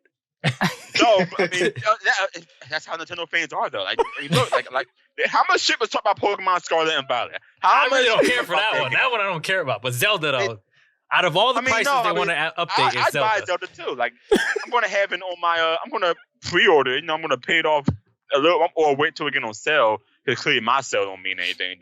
It'll sell 20 million the first week probably. This is like the Switch we're talking about. But like $70. 70, and then they had the galls and stuff about this won't be a trend going forward. They said that to shut our asses up. We know damn well it'll be a trend going forward. Be real. And guess what? They still gonna get their fucking money's worth. Watch. Of course. Watch. Have y'all seen the recent sales, like the recent Sales on Switch? sales projections from the Switch and all that stuff? Oh my God. 122 million Switches sold so far. It's Just the because third of what's best-selling coming console out. thus far. damn. The games, Mario Kart, Mario games, all those the first-party Pokemon games, games. Animal Crossing, each like over 40 million units sold. That's unprecedented. That's insane. Yo, bro, who is buying this shit? That's what I'm bro? Who trying to the say. fuck is buying Animal Crossing? Buying this shit. I don't like Animal Crossing, so I can care I don't give two What shits the hell about is that. it though? What is it like? It's like a farming game. It's like you hell live. is It's it? like a simulation game. You're just living your life. You're building your town. You're doing all this stupid Yeah. shit. It's not Zelda. I'll tell you that. Yo, I'm not gonna lie though. We low key do gotta put some respect on Animal Crossing's name. They're That making shit's so much money, crazy. though. They're Mind you, making that so shit- much money. Bro, it came out. You know what it was? Bro, you know what it was? It was 2020. 2020 Kept everybody catapulted the inside fucking their Switch. house, But- and they had nothing Bro, to do. They Switches beat all the were other out of games. stock for months. But what is it though? Like, is it you just You just walk around, talk, bro. You're talking to NPCs. You're fishing. You're feeding people. You're making your own town. You're like the fucking mayor to your own town or whatever. It's stupid, bro. It's like this. The Sims. It's like The Sims, but for children. It's like The Sims for the Switch. And you telling me that? Yeah. You telling me that game? You're like the mayor of the town, but yet you still have to like do all the stuff. It's strange. Bro, you know what's crazy? I think the game starts off like you're abandoned or some shit like that. And then like the mayor of the town comes to you and he's like, "Hey, I have this island for you. Would you like to have the island? The only thing is if I give you this island, you'll be in debt to me. So anything that you produce on the island, if you make money, you have to give that to me in the end. You owe me." Good ass raccoon. Yeah, you gotta give me about 90% of what you make. It's to him. Yeah, to him, to the guy. It's just like, bro, capitalism. What? Pure capitalism. I don't know. Like this is exactly why Nintendo's getting away with the shit, because we go with that stupid shit. That's why. Yep. We can't help it, crazy, bro. We cannot. But help notice they made the Metroid Prime remastered 40. They know Metroid fans because it's a remake. It's not a brand new thing. Metroid wasn't Zelda fans and Mario fans, they'll take any slop, give it to them. They're like, oh, $80 for a port of an N64 game. Oh my god, yes, of course I'll take it. Fuck that. I did not. All those emulators that they're adding, I am not paying an extra $50 a month for that shit. I get that shit free on my phone. Bro, I wish I would pay $50 for Mario Kart 64. No, thank you. I'll stay playing Mario Kart 8 Deluxe. With the little fucking things that they booster packs, whatever they got. Charging you what? 50 for some emulators that you're not even going to be able to keep. That you can get on a tablet for free? Yes. Not only that, like, you know what I mean? And connect the PS4 controller to it. You get the games for free online. Seriously. It's true, bro. All we're saying, guys, is come on, we got to do something with Nintendo. Nintendo is destroying us, and they're loving it. They're loving it. They got us bent over a barrel, man. And like, if for some odd reason, those Nintendo do, I'm not even gonna say we, because I ain't support any of that shitty business practices thus far. I ain't buying on Nintendo Switch online. I got Nintendo Switch online. I got online, but I got the $4 package. That's why I use my coins to get it. There you go. Aaron's like, I'm doing this. And I only have online that $4 package because sometimes I play Smash Brothers online or Dragon Ball online. Yes. That's it. What you just said right there. That's it. Like occasionally when I want to play online, I'll get the $4 one. I want you to pay out of my own pocket because I buy Switch games, so I'll use the coins. So they ain't getting shit from me, bro. on that part. They getting your $4. Bro.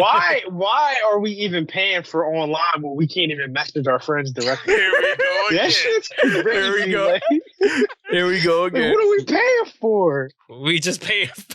I don't know. I don't know, bro. Like, you playing for no anymore? Can't talk. Can't message. You're only playing for the classics, right? I gotta download the app, the voice. Bro, I'm gonna tell you this, Mir. The app, download the app. They tell you to download the app, but the app is bullshit. You still gotta call whoever you're playing with. You're not using anything on the app. It's just saying, oh, this person's playing this game. Okay, I could see that on my fucking Switch. And there are people on Twitter who will argue with me until they are blue in the face about how the Switch infrastructure can't handle this type of shit or some bullshit like that. The Wii had more online features than the Switch. The Wii! That came out 1990s CPU, old ass console. Are you serious? Like, come on now, man. It just don't make no sense. It don't make no sense. Nintendo, like I said before, they made so much money with the Switch that they had to find new ways to spend it. They don't gotta have Breath of the Wild be no damn Tears of the Kingdom be no damn 70. They did that because they see everybody else doing monkey see, monkey do, bro. Heads will buy it. Yo, I'm telling you right now, like I don't understand like their marketplace and why. So when they make their games, when they make hardback games, they make in cartridges. So they're spending money on that. So I understand that you have to charge whatever, $50, $60 for it. But if you're buying the games on the website, like online on the eShop, that should be priced down. That should not be, you should not be spending a full price game on a digital copy. You don't get the full rights to that game. So why am I paying $70 for this game? You just brought up something very terrible in my head now. I think the Metroid Prime Remaster physically would be $60. I bet you just brought it up. I hate you for bringing that up in my head now. You're going to charge $60 for that, John. What? Bro, I'm telling you, like their whole market is all fucked up, but us dumbasses keep making it bigger. We keep making them bigger. We're filling their fucking heads up, bro. And but whenever somebody talks they make a fucking. It's like whenever somebody talks back to them, the Nintendo Ninjas, I think they're called right online on Twitter, Nintendo Ninjas or whatever, the little fanboys and all that stuff, come to hunt us down. Like, what are you talking about? You have to buy it if you don't want to. If I want to cut myself out of Nintendo, I can do it. Let me do it. Like, huh? Listen, I'm paying $60 for an orange Joy-Con. Like, come on, bro. Overall, it don't gotta be. Hold on, wait. Yo, I just remember something. Don, don't you have the Animal Crossing Switch? Yeah. That's the only one I got. That's the only one I get. Damn. Oh, man. Like, 70. And Maybe they didn't even when come your with the game. That's the thing. I'm gonna say this for the I'm gonna say this for the audience, man. Like, as much shit as we're talking about Nintendo, we will forever keep giving them our money, no matter what. Bro, as because soon as Metroid Prime 4 come out, I'm right. Bro, they make those first party games. Yes, they're not beautiful, but they are fun. They make fun games.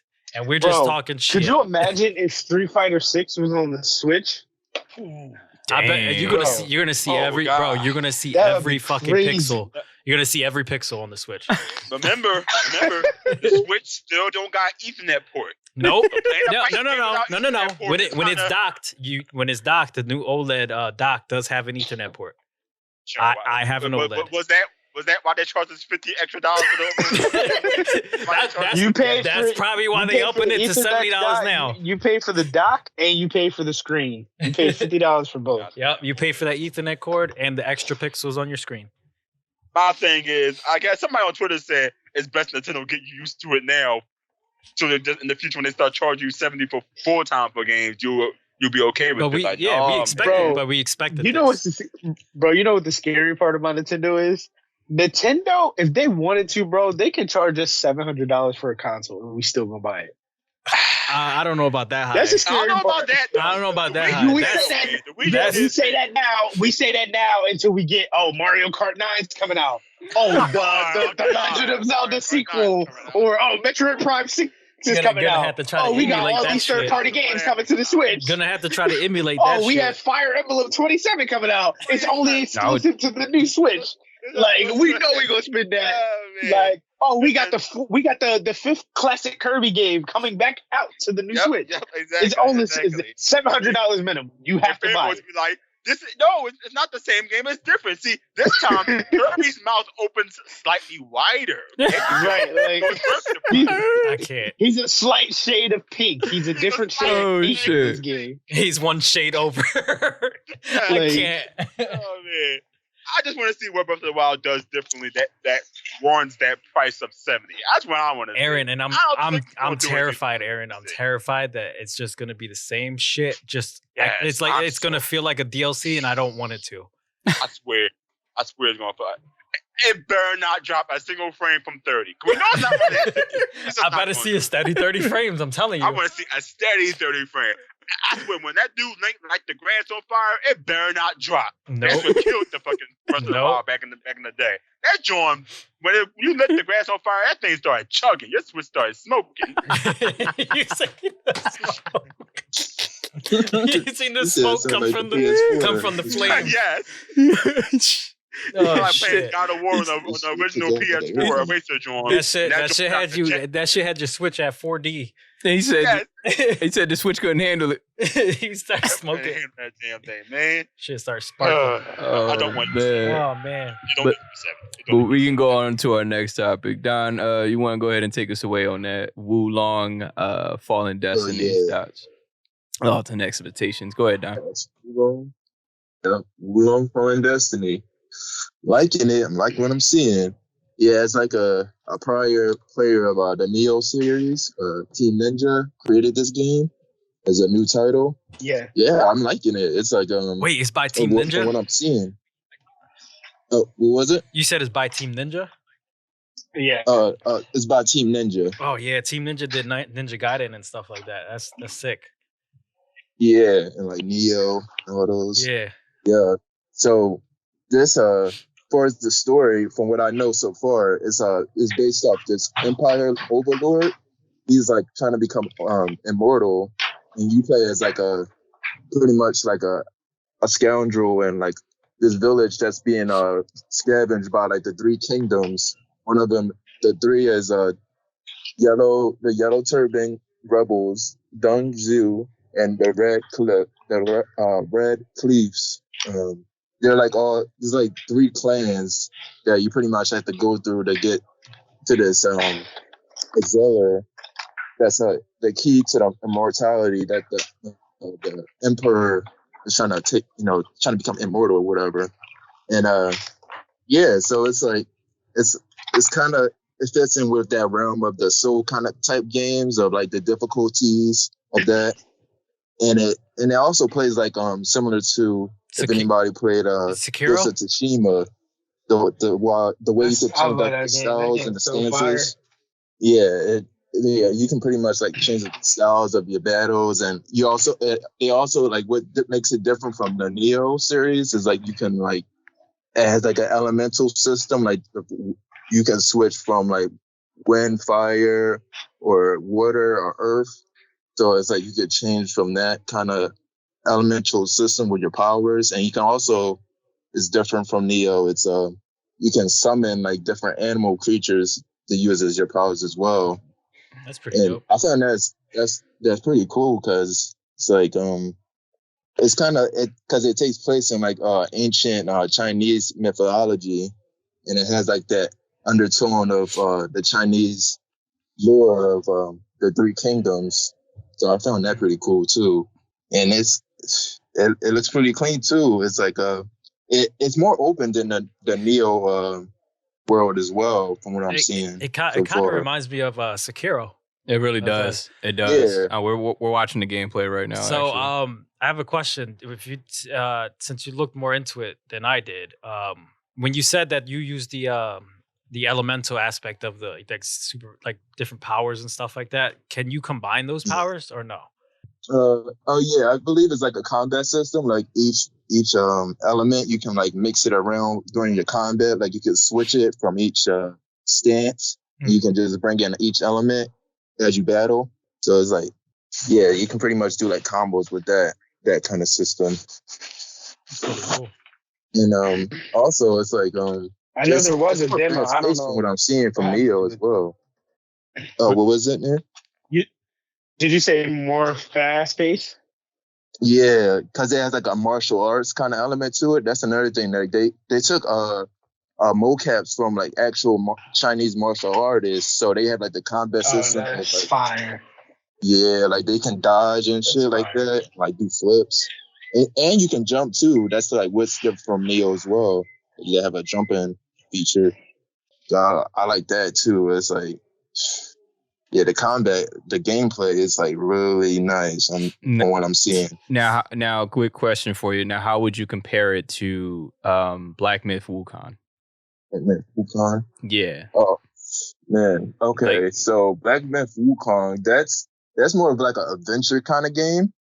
It also has like a hack and slash combat, and versus like a Wulong, that's more of like an RPG, or like a JRPG. I would say that's the difference. All right, so it's like more so what is it? Wulong. Yeah, Wulong is more it's not more towards like the story. I'm guessing is what you're saying. Like it's more about like the playability of it, right? Like or is it? Well, Wulong does have a story, like I was saying before, like the Three Kingdoms and everything, because that's like the main thing that's going on in the story. Okay. And the way you have to get like revenge on the yellow claw. I mean, yellow turban rebels that kind of destroy your village. But yeah, that's like the undergoing story that's going on with that. But yeah, it's like is it like Wukong is like Sekiro, and the other one is like Ghost of Tsushima? I would say the other. I would say Wulong, the first one he was explaining, would be more like Sekiro, and then the other one would be more like Ghost of Tsushima. Yeah. Good comparison. That's the kind of the vibe we're getting from it. Yeah, like Black Myth is like more of like an adventure kind of game. Where it's like it's more. Is it like more open, right? Too. It definitely looks more open than Wulong for sure. Yeah, like Wulong it definitely has like a world you can breathe and like go through as well. It's like it has like that adventure aspect to it as well, where you can go to like different caves and like fight bosses within there, and you come across like different creatures that you battle and everything. The combat system looks a little different in Wulong. I mean, in Black Myth Wukong. Yeah, Black Myth looks a lot faster. Yeah, Black Myth. I would say both of them are pretty fast because Wulong is I'm telling you, it's pretty quick combat from what I'm seeing so far. Like, yeah, I mean they both look pretty good. I mean, listen, they both look great. I'm gonna tell you that right now. And honestly, we don't have besides I maybe going way out there, but it's like we don't have enough games that kind of touch base on like combat, Chinese culture. You know what I mean? Like, I mean, we had Sifu that was last year. That's pretty much it. We did have Sifu, but I'm saying like games like this where it's like really capturing like the traditional, like old kind of kung fu movies. You know what I mean? Like it's more mystical. Right, like right. And this is like actually based off of, like I was saying, like people actually did like the motions for the combat in this, like actual martial arts. So I found that really accurate from what I've seen. And also it's like Danny was saying, it's like it has like this system where you have to, it's kind of like Sekiro, where you have to break through the parry. It's like a parry bar you have to break through when you fight enemies, and you have to like kind of break that down in order to get like this red mark. And you hit that's pretty much like to make them stumble. And that's in Wulong, right? It's the timing. That's that one you're explaining is Wulong, right? Yeah, that's Wulong. That parry system. Yeah, that's definitely because I played a lot of Sekiro, and Sekiro has that parry system. Kind of, it's more Dark Souls-y type deal. Yeah, like Team Ninja, they like a lot of their games so far, like they take a lot of influence from Dark Souls and like Soul-like games. That's what a lot of people compare them to. But they take it though, and they make like their own thing out of it. That's what I like about them versus like what other game studios try to copy Dark Souls. It kind of looks, because we're looking at a side-by-side comparison, and it kind of feels like Black Myth Wukong looks a little more better on frames. They're both up to par in graphics for sure, and the combat system looks great too on both sides. But like I said, if you're looking for like a lot more slower pacing, it kind of looks like Wulong would kind of be your kind of go-to. But if you like a fast-paced kind of fighter game, it kind of looks like Black Myth is kind of up there. If I were to pick one of I would say, like I was saying, Wulong is pretty fast itself. It's like depending on like your combat style. But yeah, I like that. Like we just seen an interaction with like you get to cut that bamboo trees on Wulong. That's pretty cool. Oh yeah. It's like it's very interactive with the elements of your surroundings and everything too, and like also like I was saying, it has like the JRPG aspect where you can upgrade your weapons, and what I really like is like when you fight like a boss in the game, they was explaining that like if you die by the boss, because you can see their levels above their heads, and like just like any other RPG game. But like if you die by the boss, the boss levels up and it gets stronger every time you die by it. So you have to. Nice. That's nice. That sounds frustrating. That does sound. So it sounds nice, but really have to get around and. Isn't that like kind of like how Shadow of Mordor was? It was. Yeah, they always Mordor got replaced it. stronger. Like, If you kill a general, they replace it with like a lieutenant who is stronger than the other. And it's 10 times hard. You keep dying over and over again. That game was hard as shit. But what I'm also noticing too is that between both comparisons, we can see like, at least with Wulong, you can there's more weapons that you kind of can use with the bow, the sword. It looks like he has a staff on his back too. And then with Black Myth, it's kind of like you just get the one staff, but you get elements. You know what I mean? Like electricity, right. Powers and stuff like that. So I think that's a key factor to really dive into. I when I'm looking at them, I definitely see kind of two different games. Like they're very similar, but they both work differently. And for me, if I were to pick any of the two, I would think Black Myth it looks so much cleaner. The fighting looks so much better. But Wulong just reminds me of another Souls game or another Sekiro, which I've already played. Yeah. Well, I say it's still different from those because it's like Wulong, it takes elements from like different games, but also makes it its own. Like I said, it's like it does. It was like another system too. Like you can if you do die by those bosses, you can like, if you go around the area, the battle area that you're in, that you find the boss in, you can like plant these flags in that actually upgrades your character as well, and it makes it close to what the boss stop is. Upgrading if you die from the boss. Oh, that's interesting. That's so they kind of make you work for to really upgrade your character, to kind of search around for those flags. So that's kind of mandatory if you really want to defeat the boss at an easier rate. Yeah, so I found that a cool system too. And it's like, like the combat is like, that's the real thing that's grabbing me with Wulong. It's like, it's so diverse of what you can like customize and like change the combinations when it comes to the fighting system. Right. Yeah, we're trying to just figure out like what engine does Wulong kind of run on, because Unreal Engine 5 is what Black Myth runs on, so that's probably why it looks a lot more better. Yeah, I don't know if they're running. I believe like Black Myth, that was like built on like the PC, so that's probably why it looks more graphically better. But like I say it is both of them are still pretty cool, like as far as both of them. I would definitely like. I don't know what's going to be the release date from both of them, but if you get a chance to get either both, I would get both if you got time and money. You know what I mean? Mostly the money. Yeah, mostly the money. I can tell you Wulong is going to be. The thing I'm scared about with Black Myth though is like I don't know if it's going to be regional, like to the U.S. because that's like a more Chinese kind of studio. So I'm not sure if they're going to make that more universal, like outside of the country. But I think it probably will be since it gained such popularity over the couple years. If they want money, they would be smart to go ahead and love do it money. that way. It's going to come out next year is what we're kind of seeing. It's kind of what we're seeing as the release date. But we don't. Yeah, next year. But we don't know about region though. I don't know what region it's gonna come. It's not very specific on where it's releasing. Yeah. All we know is gonna be I don't know. Like let me see the platforms. They don't even know. It just says Microsoft, so it might actually just be a PC game. That would be crazy. Yeah. Well, I did see that means for all systems. If it's gonna be PC, then that means I'll be fine. You'll be fine. I'll have the Steam Deck by then. You'll be fine. That sucks. I mean, it would have been good to see this game more on different platforms. But like you said, it's that's what I'm saying. I think it is supposed to come on all systems, but I'm not sure about regional. Gotcha.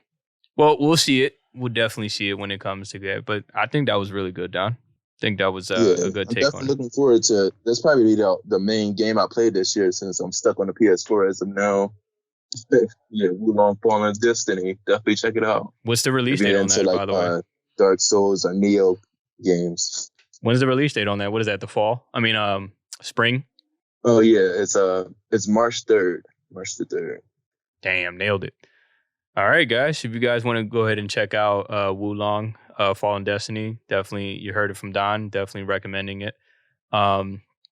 It definitely, if you haven't got a chance to really play any type of like a Sekiro type base game, I mean, it has that feel to it, but like Don was saying, it differs from every other game that you kind of played. So if you guys haven't got a chance to check it out, know about it, look it up, and get ready for it to come out on March 3rd. Thank you, Don. I appreciate that. Yep. The next, we're going to go into the day before gameplay. I haven't seen gameplay since Alex. I've seen some recent gameplay, and it looks pretty damn good. Since one of our host members, Alex, showed me that it was actually comparable to The Last of Us, which I highly disagree. I would say It looks a little lower grade than it does. Last of Us. But that's kind of what we're going to talk about. You guys can... Well, y'all say it looked good. To me, the gameplay looks a bit staged. And what I mean by that, one, they showed gameplay. I guess if you want to call it that. They showed gameplay. There's really just a woman in like tight pants running around checking her inventory. Her ass is all out. You mean it's like more animated than the actual gameplay? Yeah. So I just wanted to see. What is this? Look. That's what I was thinking about. So it's more like a newer version of State of Decay. Yeah, that's what it seems like. And what is this? This look like in New York. What is that? The Chrysler Building? We're looking at gameplay right now. It looked like the Chrysler Building in New York. Maybe it is. I just know that it doesn't look. Obviously it looks good. Clearly it looks good. But well, they're probably still working. I'm getting very, very, very not really in game type gameplay looks right now. So I don't know. Maybe I'm just evil. I don't trust game developers too much. I don't blame you nowadays. I think what traumatized me was the whole Anthem incident. Ever since that happened, exactly. I kind of like with developers, I'm like, oh, cool gameplay. I don't know if it's gonna be like that though. I think they're definitely gonna pull back on some stuff. It's definitely they're definitely gonna pull back. It looks so stiff, like the gameplay itself. It could be still early, really early though. It could be.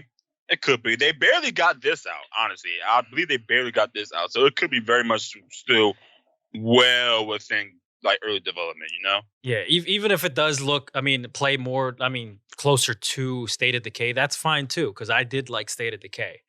That was a pretty good game. Like a multiplayer online zombie shooter. I would like that. Like a third person. Yeah. I'm all for that. I'd be cool with that. I'd be cool with that, you know. Sounds like a Game Pass game. That sounds like a Game Pass. It definitely sounds, yeah. A Game Pass game. Like a Game Pass game. Yep. Pay that $15 a month and you can play this for as long as you want. Here, go ahead. What you think about it? I feel like I want this to be a good game, but like based off of what we're saying, like it's already giving like red flags.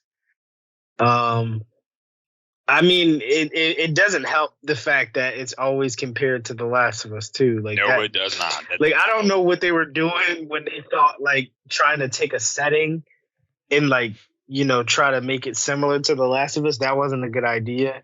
Well, I know. In this time, like this age that we're in, ever since The Last of Us, a lot of these games are going to always kind of be compared to The Last of Us. Right. It's like the perfect example in this situation where it's like Echo Limited and Nike.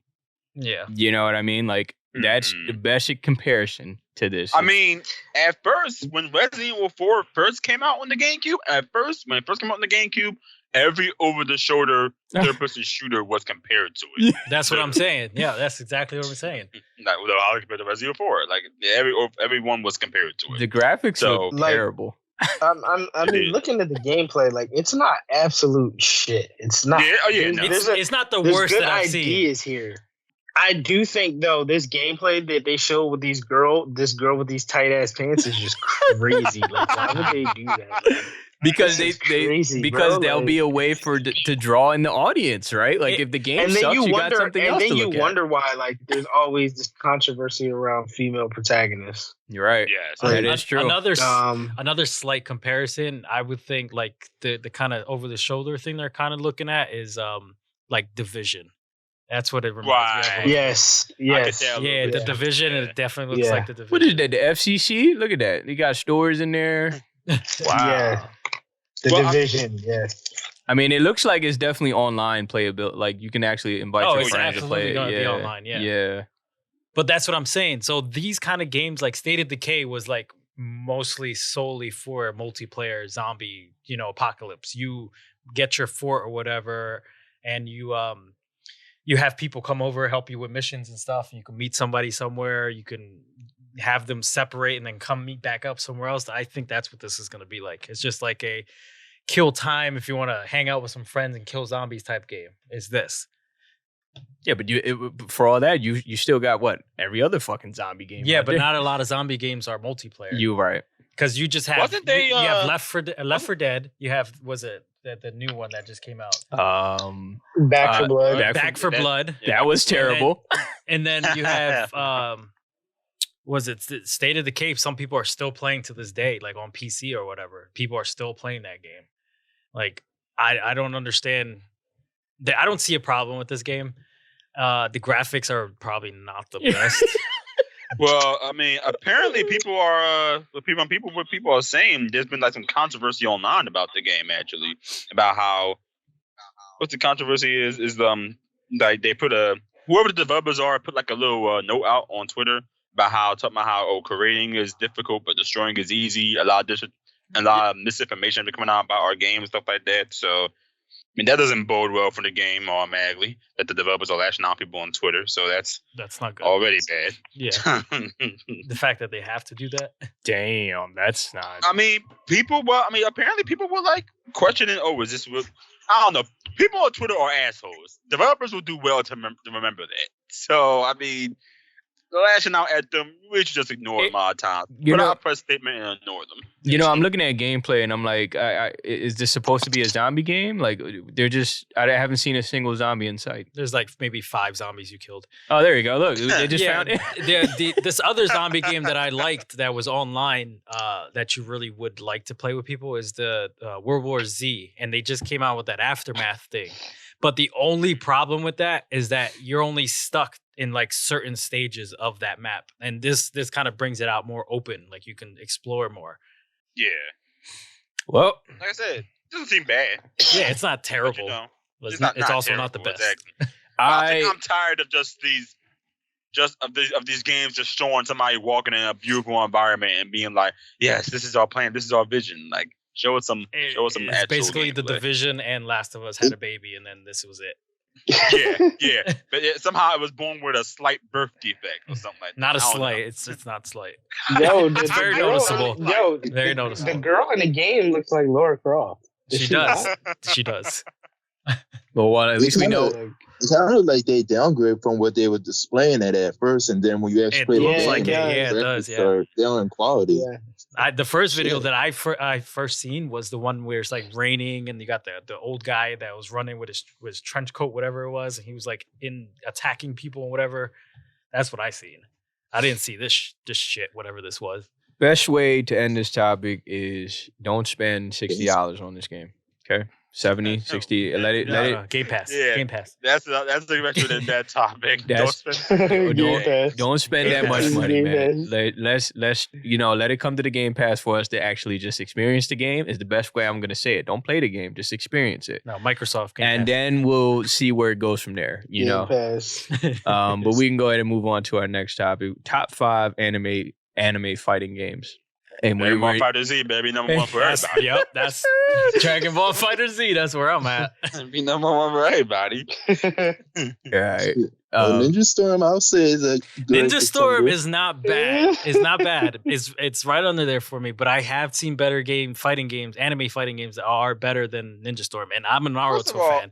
I like Naruto. Persona? Why do all of them play like Ninja Storm? Why do all of them play like the over the shoulder? Like they're all distant ones. Fighters. I didn't even know JoJo's Bizarre They just Adventure. came out with a new one. Yeah, and it's terrible. I played the demo. It's so bad. It's so bad. Terrible. Damn, I even try it. Nah, get the demo, play it, and you're gonna see exactly what I saw. It doesn't look good. Yeah. It's not good.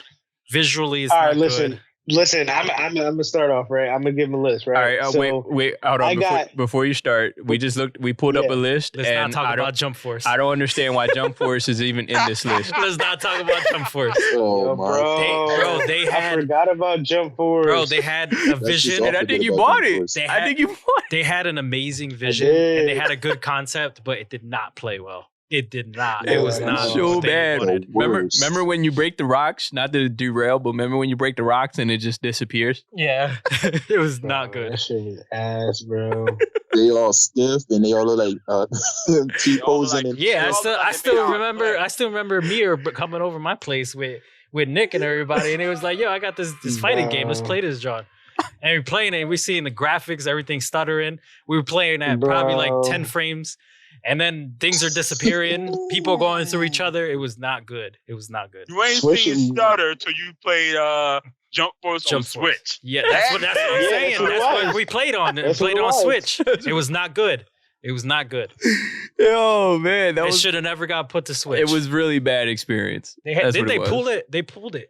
It's not on the marketplace anymore. That's how bad it is. Yeah, I think it's shut down. But go ahead, Mary. Go ahead. Give us your top 5, man. So for 5, I'm sorry, but I gotta go ahead and put One's Justice 2 in here. My Hero Academia One's Justice 2. hell no. Oh yeah, We that had was to that put was that in good. there. Oh man. That was I fucked good. with My Hero. That was my shit. After that, I'm probably gonna go Dragon Ball Z Burst Limit. I like Burst Okay, Limit. Yeah, It you was broke our fire. classics. You Burst broke our Limit was classic. fucking fire. Burst Limit was fire. Oh, how you gonna wait? Hold on. Wait, Hold so on, hold are on. we? Wait. Are we talking about like top 5 anime fighting games that are recent or old? Of all time. No, I think. all no, time, just of in all general, like This Yeah. is personal okay, favorite. Alright. okay. I got you. Yeah. So I got My Hero, One's Justice. I got Dragon Ball Z Burst Limit. I'm not gonna lie. I'm probably gonna have to go throw Dragon Ball Z Budokai Tenkaichi 2. Oh my Yo, God, you, in yo, there. yo, you, bro, I you had took to mine, throw that bro. in I was there. gonna say Tenkaichi 2 or 3, one of those. 3 Bro, is good. 3 is good. Honestly, and then I'm probably gonna say Dragon Ball Z Fighters. My number one, bro, I don't give a fuck what nobody says, bro, is Dragon Ball Z Budokai 2. I'm sorry. For me, it's for me, it's definitely I'm Fighter sorry, Z bro. first. Fighter Z Dragon first. Ball Z Budokai, bro. Oh my god. I'm with you, my brother. So I would say for me, the That's first sweet. one would be definitely Dragon Ball Z Fighter Z. Second would be Naruto, Ultimate Ninja Storm. Any of them, they're all good. And then third would be Strive, that Guilty Gear Strive. That's good. And then Okay. yeah, that's not Does that bad. And then I would Does say that count? yeah, that counts as anime. I mean, but it doesn't come from a manga though. I thought when you said my anime, I don't know. Like, it's a good game. Like you're right. I don't know. It's anime, but does it come from a manga? I mean, is that? I would say Oh, no. I would Go say ahead. Budokai 2 and then Budokai 3. That's for me. For anime. I don't like was it My Hero? I don't like yeah, I'm heroes. gonna go. I'm probably gonna have to put that up there. We're just strictly talking about anime fighting games. That was really fun for me. Damn, I can't even think off the top of my head. There's a lot. There's so many. I mean, I didn't even get a chance to really play Guilty Gear like that. I mean, I know it was a really popular game, especially still is now. But I mean, top 5, like for me, it's like it's rough because I don't play like too much anime fighting games. But yeah, man, I'm just gonna go ahead and say Dragon Ball Z series, most of them, like Fighter Z.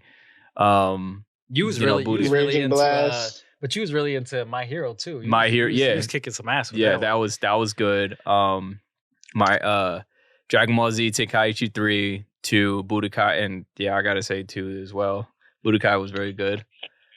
And that's it, man. I know that's 4, but I can't come up with a 5th one. I can't. I don't play too much anime fighting games. Go ahead, Aaron. I guess I'll go next. For me, top 5. Manga. Well, Manga. just It has to be a manga, right? okay. All right. Found me manga, so no get to get Strive. I was going to take. You did. You took it from me. You can't take it. It has to be a manga. For me personally, Naruto Clash of Ninja 3 on the Wii. That was really good. Oh Yeah, my god, those- forgot about those that Naruto game. games Forgot are about Wait, that. wait, Good fighting games. Wait, Don't lie. wait. Really good. wait. I got to add the 5th one now. I'm sorry. I didn't mean to interrupt you. I just thought about something. Final Fantasy Destiny. What is it? Oh, it's Dissidia. Dissidia. Dissidia. Yeah, that was.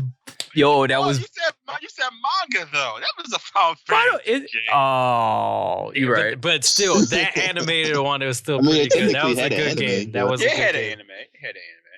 It was still a good game. I'm sorry, I had to interrupt. Go ahead, Aaron. No, that's cool. That's cool. Naruto Collection Ninja 3 in the week. It was really good. That was definitely really good. Dragon Ball Z Burst Limit, like Ramir said, Burst Limit was tough. It was cool. I don't care what anyone said. Yes, Dragon Ball fatigue was starting to sink in around that time, but Burst Limit was still good, man. I love the drama pieces in that game, as stupid as it was. Another Dragon Ball game. Dragon Ball Shin Budokai 2, Another Road. I love that on the PSP. A lot of that the Dragon Ball amazing, games are good. I love, a lot of them, right? I love Shin Budokai Another Road. If I had, I guess if they had to pressure me, I guess I would say the Demon Slayer game only for its graphics. No, it's not a fun game. No, yes, it plays like Ninja Storm, but goddamn, it's animated beautifully. Like, it looks really good. I was going to say, they had a game? I didn't even know about that. Yeah, Demon Slayer it's more recent, though, right? Yeah, it's definitely more recent. I just like to look at the game. I played the demo to that one, and I ain't really like it. I didn't really. I'm not. It's only because I'm not a Demon Slayer fan, so I didn't really. The game itself is not that good. It's literally Ninja Storm, but without the chakra dashes. Yeah, I think they still have a form of chakra dash in the game. Yeah, of course, because it's a Bandai Namco game. Of course, they all play the same. Yeah, pretty much. That's pretty much not wrong. I guess the last one for me would be Budokai 3. Man, back in the day, Budokai 3 was the game, man. That was the game. The whole teleport behind your opponent and all that stuff, and the Dragon Rush and all that stuff. And Budokai 3 was that game. That was a reason to own a PS2 back in the day, at least to me. Like, Budokai 3 was tough. So, until you start playing weird. Are we sleeping on the Raging Blast series? Raging Blast is horrible. What are you talking about? Raging Blast is garbage. Let's go back to not being able to hear Ramir. Raging Blast is horrible. Yeah, that was garbage, man. Come on now. Yes, we're sleeping on it. We are sleeping for about 3 days on that. Yes, we are sleeping for the rest of eternity on that. We will be dead before we acknowledge that damn game. We're gonna say Raging Blast. Serious? You might as well put like the Dragon Ball card game on there. Oh my god, bro! Remember, Nick Andrew used to love Raging Blast, bro. That's all he used to buy. Yeah, that was fire though at the time.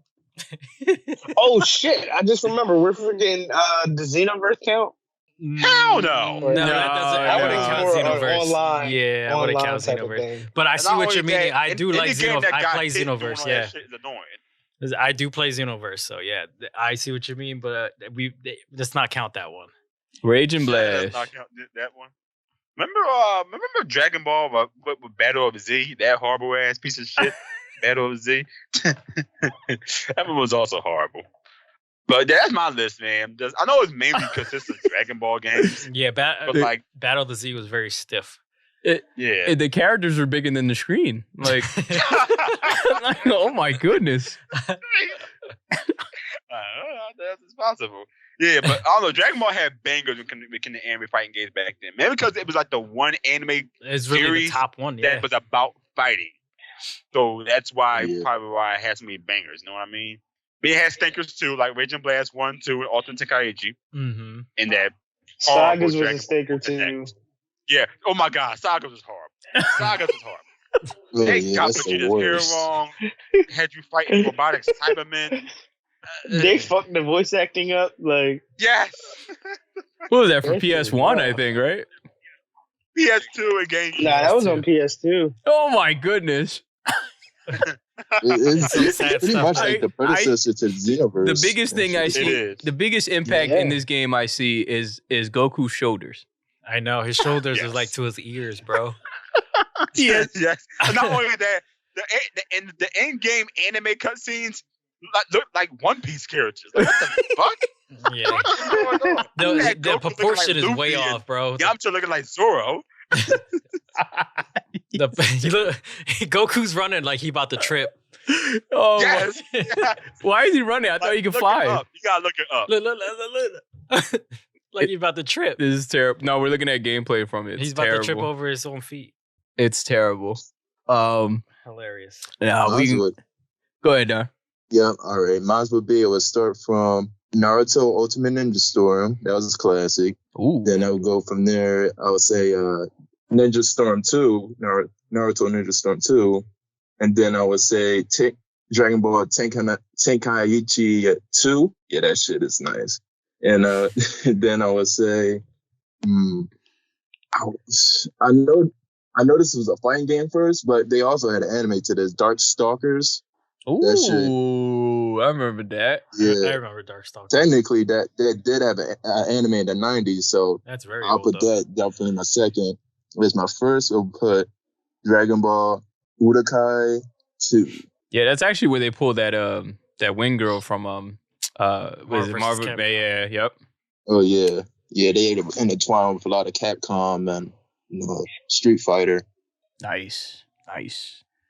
All right, we can go ahead and end that segment there. The next is going to be, what do video game players understand and most people don't?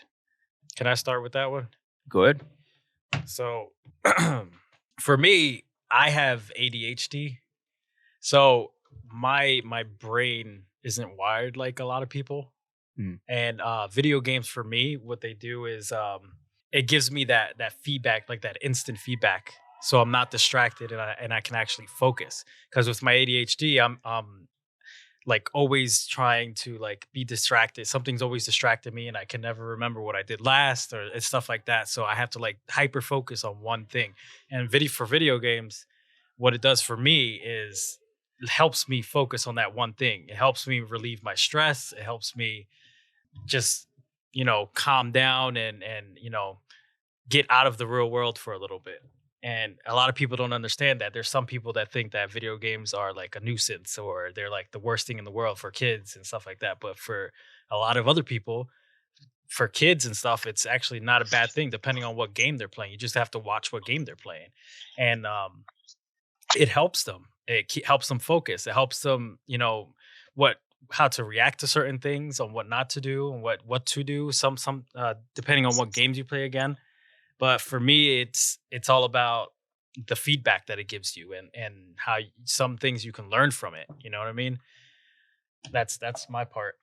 I can go ahead and take the floor to add to Danny. I think with most people, most video game players, especially if you've been doing it for such a long period of time, I think it gives it brings out the uniqueness of having to disconnect from, like Danny said, from reality, and be able to just create like so many different ideas in your head. And it just the thought of wanting to create to another, like have a connection with the character you're playing or whatever you're actually into. I think that's a very important thing, a very important kind of analogy to really acknowledge. You know what I mean? I think most people think, like Danny said, most video games don't really help in a lot of aspects. They time consuming, don't really do anything for you as far as career wise. Money is constantly breaking your pockets because they cost so much money. But if you had any idea how much time and patience it's put into a video game itself, this is why it costs that much. Us as the consumers really don't understand what's the process behind making a video game, but it's just as important to understand. That's why the pricing is that way. So it's not just that you're supporting the video game culture, you're supporting the people who've put a lot of time and effort into making these games. And I just think most people just don't understand what's it like to really disconnect from reality. You know what I mean? You can learn so many different things from games, right? It's very educational in some ways. It makes you feel just as important as movies, because now the games, with the advanced technology that's really been coming out for the last couple of years now, we've been having video games that actors, music has been getting better. You learn so many different things from the technology advancing throughout the years. The video games are just compared to like movies is in the moment right now. So I think those are very important key factors to consider nowadays, especially where, you as someone who doesn't really play games and don't really quite understand why people waste their time and money on shit like that. They don't realize how much it really helps us. You know what I mean? Like, I think that's the most coolest thing to really think about. Like, I don't really care in this very moment. You're just going out there to play a game and enjoy your time. You know what I mean?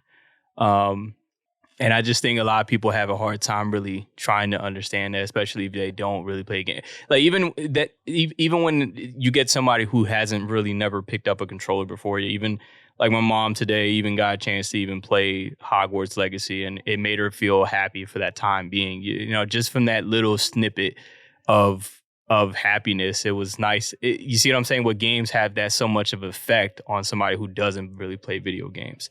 I think that's very important. Right? Like, I think that's why most people have issues with trying to understand that. You know what I mean? I think you can't really try to understand something if you've never tried it for yourself, is the best way I can kind of say it. If you played games most of your life, which we have since I can't remember, since I was in diapers, on why it's just been an ongoing thing, because it's so fun to be able to keep playing these interesting characters. It's a way to socialize, even though we're not really socializing, but you are when you're online with people, right? Like, I think that's important. Yeah, you just gotta be careful with that too. You gotta be careful because you got that's the same thing as like you doing something online, just like on the computer, on social network and stuff like that. Exactly. But it has so many key factors, man.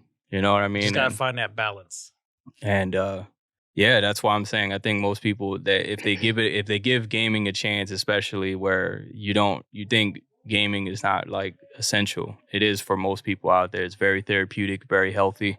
For me, it is. Yeah, that's what I mean. Like, it could be very healthy. It could be too much. I know like some people can take it way too far, but if you kind of find that balance where you still have control of your life, but just want to kind of escape reality for a little bit, it's best go to, man. And that goes me. Mir, you can go. Or Aaron, you want to go ahead? You can go, my man. Go, got it.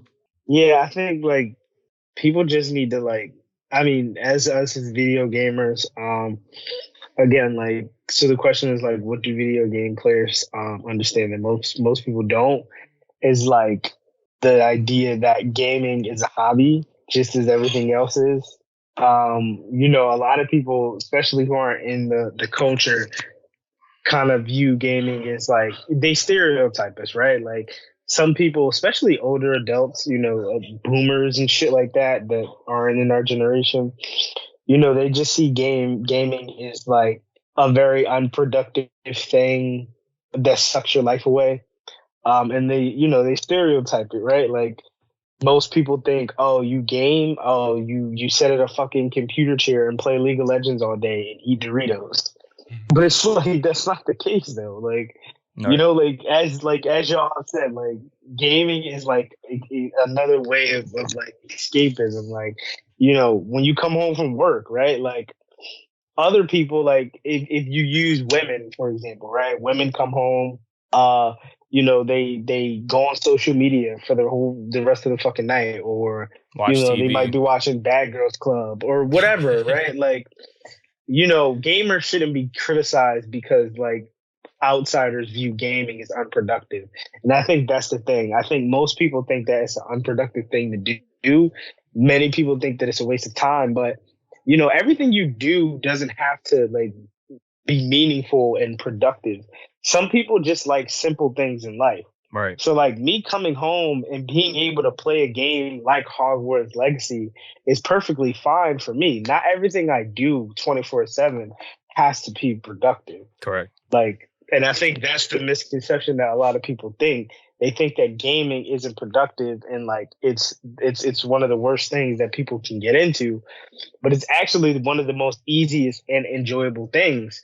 Because like I said, like, we had this conversation last week, but like mobile gaming, right? Like, that's an entry level way for people to get into gaming. Like, whether it's serious console gaming or not, but it's still a good way for people to create habits, because that's ultimately what it is. Like, my habit might be different from yours, but just because I game doesn't necessarily mean that my habit is less valued than yours, because you don't view gaming as this productive thing. Right. So, like, again, I think like a lot of people just assume that, gaming is very unproductive, and like, people have no life and they just waste their money sitting in front of the screen. But, like, that's not the case. Like you said, we learn so many life lessons and stories and explore so many different worlds coming from this. Because at the end of the day, it's all art, right? Like, most hobbies come from somebody that creates something, right? Like, whether it be art, whether it be music, whether it's entertainment, whatever the case may be, it's being created from someone else for us to, enjoy. So, like, video games is interactive art. Correct. Exactly. So, I that's pretty much all I got.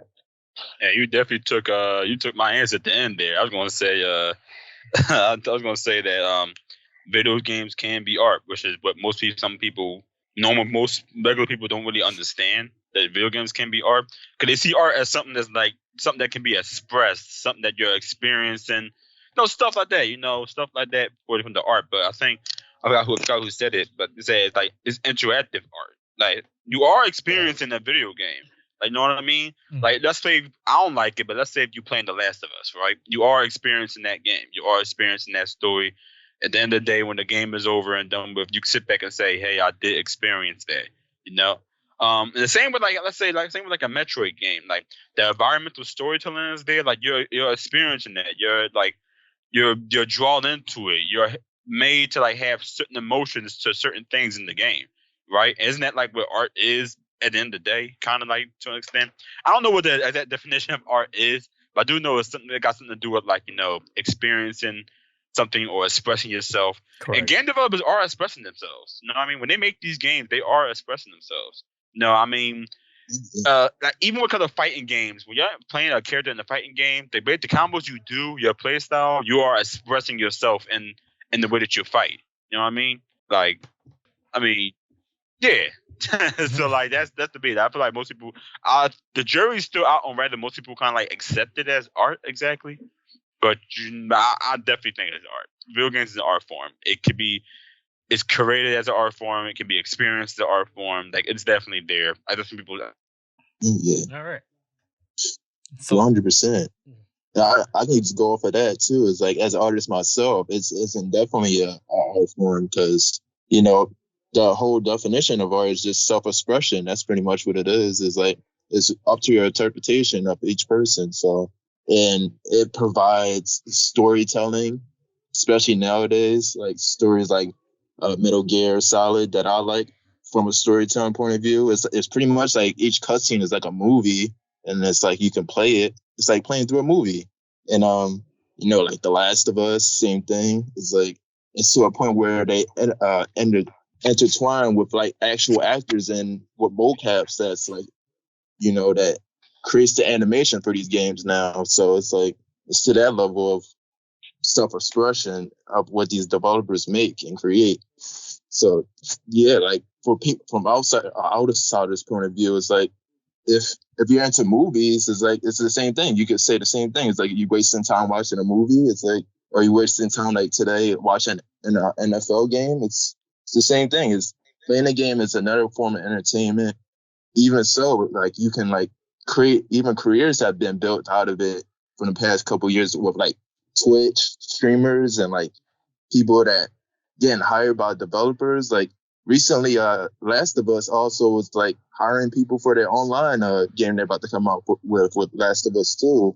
Mm-hmm. And they can get hired off of Twitter and stuff like that. So it's like, it's gaming nowadays, that's like, as mainstream as it is like, it's broad enough that it brings in people that build a career off of it, and like, whether it's like during the development of the game, or rather you becoming an actor and being part of the game, or are you doing the actual art for the game, like character design or something like that, or voice acting? It's like, it's so many ways of people being able to build a career or like a lifestyle surrounding it. So it's like, it's more accessible than anything nowadays, and it's more easier to get into.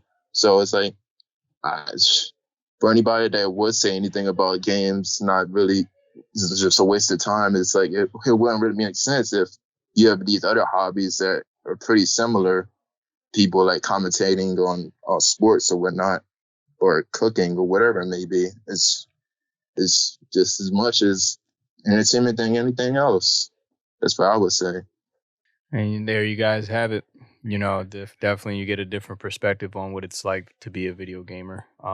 For those who don't quite understand, you know what I mean? It's just for us to, like, when you actually dive into something that you really love or it can make you feel some type of thing, it still should be respected as any other art form. So definitely, guys, if you guys haven't got a chance to play any video games like that, you know, definitely do yourself a favor and play a game. And now that pretty much brings us to our final kind of topic, which is, what is the best advice you receive from a video game? That's a good one. Yeah, I wouldn't say advice so much for me. I would say I learned a lot from video games, as far as like, I'd like to play a lot of puzzle games, like trying to figure out ways how to like escape a room, or to figure out how to get a certain treasure or something. And that activates my brain and helps me gain more knowledge on how to figure something out. And for other games like Last of Us, it's like I learned what not to do, and not how to get killed and stuff like that if a zombie apocalypse ever happened. Like, you can learn, like I said in the last segment, depending on what you learn, like what game you're playing, you can learn different things from that game, whether it's a good or a bad thing. So I wouldn't say advice, I'll say I learned from that. Right. And to piggyback off of that, I would say advice. I would say more about like emotions, like pretty much like kind of like if I had to be specific, like the scene, if anybody haven't got a chance to play God of War Ragnarok, it's like the connection that you're able to see, like with Kratos, the character development between, you know, all of his video games and shit, that, you know, he came from being this, you know, very, very aggressive. He wasn't evil, but it's like he had a lot of, you know, aggression. And definitely his mind was always seeing things on how he's seen things, instead of actually seeing on how it was through the eyes of his son. So being able to see like how many, like just that game specifically, you can see so many different emotions and connections with characters in general. I think that's like the best thing that, you know, a video game can kind of teach anybody, right? Like just being able to connect on a different scale, just as much as you're watching a movie, right? Like it's you're relating to the character, and you're starting to see like they're going through as much as any, like everything, like pretty much what we will go through in this life. You know what I mean? Like it's just kind of seeing it from a different, like a 3D different perspective. You know what I mean? And I think that's the best advice that any game developer can kind of teach anybody playing, right? But Mir, you can go ahead. I would say gaming not necessarily taught me advice specifically, but more so lifestyle patterns. So like gaming has taught me to truly understand and like just understand and like appreciate repetition more. So like, you know, we all hate repetition to an extent, especially when it comes from like academic standpoints. But like playing certain games, and like, you know, just adapting to certain characters and things in game, kind of just, it hits me with the feeling of like, you know, stick with what works for you, or like, you know, go with your best case of judgment, you know, based off of the decision making that you make in the game. So like when I say like repetition, you know, obviously like I play a lot of multiplayer games, and multiplayer games are repetition. You know, outside of that, like you only get better at them by, you know, consistently playing them. And like playing these games like Overwatch and Apex and League of Legends and Call of Duty and all these different games, like they're all a part of like repetition. And like, that's something I can apply outside of just gaming too. That like repetition helped me get through school as well too. Like Right. just doing shit over and over and over again. Like, and I think kind of like coping with that, the best way to do it is to do it in a form of something that you enjoy.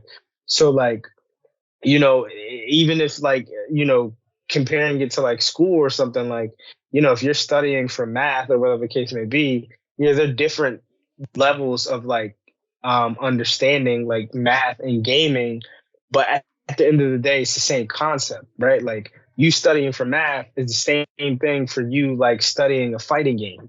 It's the same concept. Like you just work at it, you continue to make slight progress day by day, and then eventually you'll get to the end point that you need to get to. I like that. Aaron, you want to kind of take the next step? Yeah, I think if I was to lead everybody else, I don't know if it's so much advice, but video games have, for example, Metroid Prime video game, it has taught me, and this is going to sound so crazy, but just hear me out, has taught me how to read when I was younger. Hey. That sounds crazy. No, it doesn't. It sounds normal. The game itself, only my mirror know, but like the game is told through like text. Like the whole lore of the game is told through text. Oh God! So you have, so you have to read. So me being, what was I like 7 playing that game? I really shouldn't have even been playing that game when I was 7. I know where the fuck to go or what the fuck to do. But playing that game when I was like 7, and just like being able to read but not know what certain words meant. Really was eye opening to me. It helped me when I got on a computer to actually look up what these words meant to better help you play the game. Like that's how far it took me, right? Now I'll see a word in Metroid Prime like abnormalities. I'm thinking to myself, the hell does that mean? I was like, I'm 7, right? So I don't know what that means. Maybe some 7 year might know what it means, but at me, when I was 7, I didn't know what that meant. And I even said it wrong. I probably said abnormalities or some stuff like that. I don't know, but I didn't know what it meant. So, given that when I was playing Metroid Prime, a lot of the story is told through text, and a lot of your directional points are given to you through text as well. You really had to learn to read and pay attention to context clues within the text of the game. It did say like a lot of like very very high pressure going on in this area in a certain area in the game. I'm like, pressure. What does that mean too? Like, what does it mean by pressure? And what context is it being applied to? But you really learn how to read like silently and out loud, right? My mom used to sit next to me and help me play the game too. She helped me sit next to me and help me play the game. We used to read it out together, maybe try to help me figure out where to go and stuff like that. Yeah. I never knew where to go. Like my first real Metroid game that I played was Metroid Fusion. That's like the most straightforward one. So going from that to Prime was insane. But yeah, it really helped me. It really boosted my reading level. That was just to me. It really helped out because like, the game is told entirely through text, so you have to read to at least have some idea on where you have to go. And so from there, I started. I kind of got slightly interested in writing through that as well. Never did it. Never got into writing because I'm a terrible writer. I write about as good as Toriyama writes Dragon Ball. So but it just really helped me read the thing out. It really helped me out with my reading. So that's like maybe not advice, but it did give me some a life lesson, so to speak. Okay. We got. I would say with gaming, like first come, it taught me. It pretty much taught me not to give up. It's just that aspect of we all experience, no matter what game, you always die in some kind of way or lose. So it's like the aspect of never giving up in real life, applying it. And just like also like the idea of a game, instructions. Like I remember when I was little, it's like I had a hard time following instructions and I would just like get distracted easily. But like with a game, it being like an art form in some kind of way, it's like it kept my attention and it really taught me how to stay on course and directions, and I could really apply that in my real life. And it's like with games, you got to be really tactical with some games too. It's like also tell me like how to really deal with like certain situations, and it you can really apply things like that in real life if you really took the time to apply. So it's like, yeah, it really taught me the idea of not giving up in certain scenarios, and also like games like the Dark Souls series. It really taught me how to keep my temper under control, because that shit can really make you rage out and really keep my keep it cool when it comes to certain situations that might get you angry. It's like things like that. I really appreciate games for that I can apply to my real life, I would say. Well put, Don. I like all this. Very controversial. Very, very all good vibes, and very good way to kind of end this episode. There was a lot of things we definitely covered on this episode, guys. Hopefully, our fans are able to enjoy all the content that we talked about on this episode, and hopefully you guys like to subscribe and follow us on all social media platforms. And there's definitely more to come going forward.